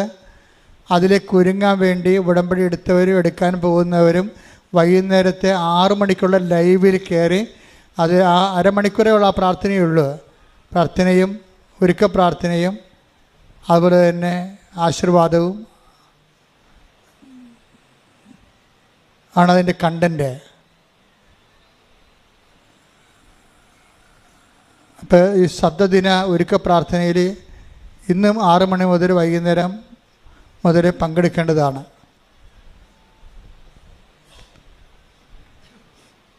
അത് അമ്മ പ്രത്യക്ഷപ്പെട്ട 7-ാം തീയതി വരെ ആ പ്രാർത്ഥന ഒരുക്ക പ്രാർത്ഥനയായിട്ടും ഉടമ്പടി ചെയ്ത എല്ലാവർക്കും വേണ്ടിയുള്ള ദൈവാനുഗ്രഹ പ്രാർത്ഥനയാണ്. മൂന്നാമത്തെ അറിയിപ്പ്, ഇപ്പോൾ എല്ലാ ദിവസവും നമ്മളറിയാം നിങ്ങളെ വിളിച്ചുകൊണ്ട് നടത്തണം തോന്നണം. കാര്യം അനുദിന അനുഗ്രഹ പ്രാർത്ഥന എന്ന് പറഞ്ഞ് ഒക്ടോബർ മാസത്തിൽ റാലിയോടുകൂടി അമ്മ നമുക്ക് നൽകിയ ഒരു വരദാനമാണത്, അനുദിന അനുഗ്രഹ പ്രാർത്ഥന. അപ്പോൾ ഏറ്റവും ഷോർട്ടായിട്ടുള്ള ആദ്യകാലങ്ങളിൽ ചൊല്ലിയിരുന്ന പ്രത്യക്ഷ പ്രാർത്ഥനയാണ് ചെല്ലണത്. അപ്പം നിങ്ങളുടെ പ്രാർത്ഥന നിങ്ങൾ ആ വലിയ പ്രാർത്ഥന മുടക്കരുത്. അതിൻ്റെ അകത്താണ് കണ്ടൻറ്റ് വൈസ് റിച്ച് ആയിരിക്കണത്. ഇത് ചെറിയ പ്രാർത്ഥന ആദ്യം തന്നത്. ആ പ്രാർത്ഥനയും അതിനുശേഷം അന്നത്തെ ആവശ്യത്തിന് വേണ്ടിയുള്ള നിങ്ങളുടെ ഓരോ മൂവ്മെൻറ്റുകളും യാത്രകളും സംസാരങ്ങളും ചർച്ചകളും ഒപ്പുകളും രജിസ്ട്രേഷനും സ്ഥാപനങ്ങളിൽ പോകണതും ജോലി അന്വേഷിക്കുന്നതും വാഹനങ്ങളും എല്ലാം സമർപ്പിച്ചുകൊണ്ടുള്ള ഫീഡിംഗ് പ്രെയർ എന്ന് പറയും. അതാണ് രണ്ടാമത്തെ ഘട്ടം. ആദ്യം നിയോഗ പ്രാർത്ഥനയായിട്ട് വരുന്നത് ആദ്യത്തെ പ്രാർത്ഥന പ്രത്യക്ഷ പ്രാർത്ഥന, രണ്ടാമത്തെ വരണത് ഫീഡിംഗ് പ്രെയർ, മൂന്നാമത്തത് ഒരു വചനം വായിക്കും. അതാണ് ഡെയിലി ബ്രെഡ് എന്ന് പറയണത്. ഇതെല്ലാത്തിനും കൂടി പറയുന്ന പേരാണ് ഡെയിലി ബ്രെഡ്. അതെല്ലാ ദിവസവും 5:30 അച്ഛനോട് കൂടി നിങ്ങൾക്ക് എഴുന്നേൽക്കാനും പ്രത്യക്ഷ പ്രാർത്ഥന ചെല്ലാനും അന്നത്തെ ദിവസം അനുഗ്രഹിപ്പിച്ച് അനുഗ്രഹിച്ചെടുക്കാനും വെറും 12 മിനിറ്റ് ആ പ്രാർത്ഥനയുള്ളൂ. അല്ലാതെ 2 മണിക്കൂറൊന്നുമില്ല, വെറും 12 മിനിറ്റ്. അതുപോലെ ആ 12 മിനിറ്റ് കൂടിയതിന് ശേഷം അത് ഷെയർ ചെയ്യണം. സന്ദേശം ഒരു വചനമേ പറയത്തുള്ളൂ. ആ വചനത്തിൻ്റെ അന്നത്തെ ജീവിതബന്ധിയായ ദൈവ വെളിപാടും നൽകും. അതാണ് അനുദിന അനുഗ്രഹ പ്രാർത്ഥന എന്ന് പറയുന്നത്. എല്ലാ ദിവസവും ഉണ്ട്. അപ്പം അത് നിങ്ങൾ കൂടണം, മറ്റുള്ളവർക്ക് ഷെയർ ചെയ്യണം, മറ്റുള്ളവർക്ക് പറയണം.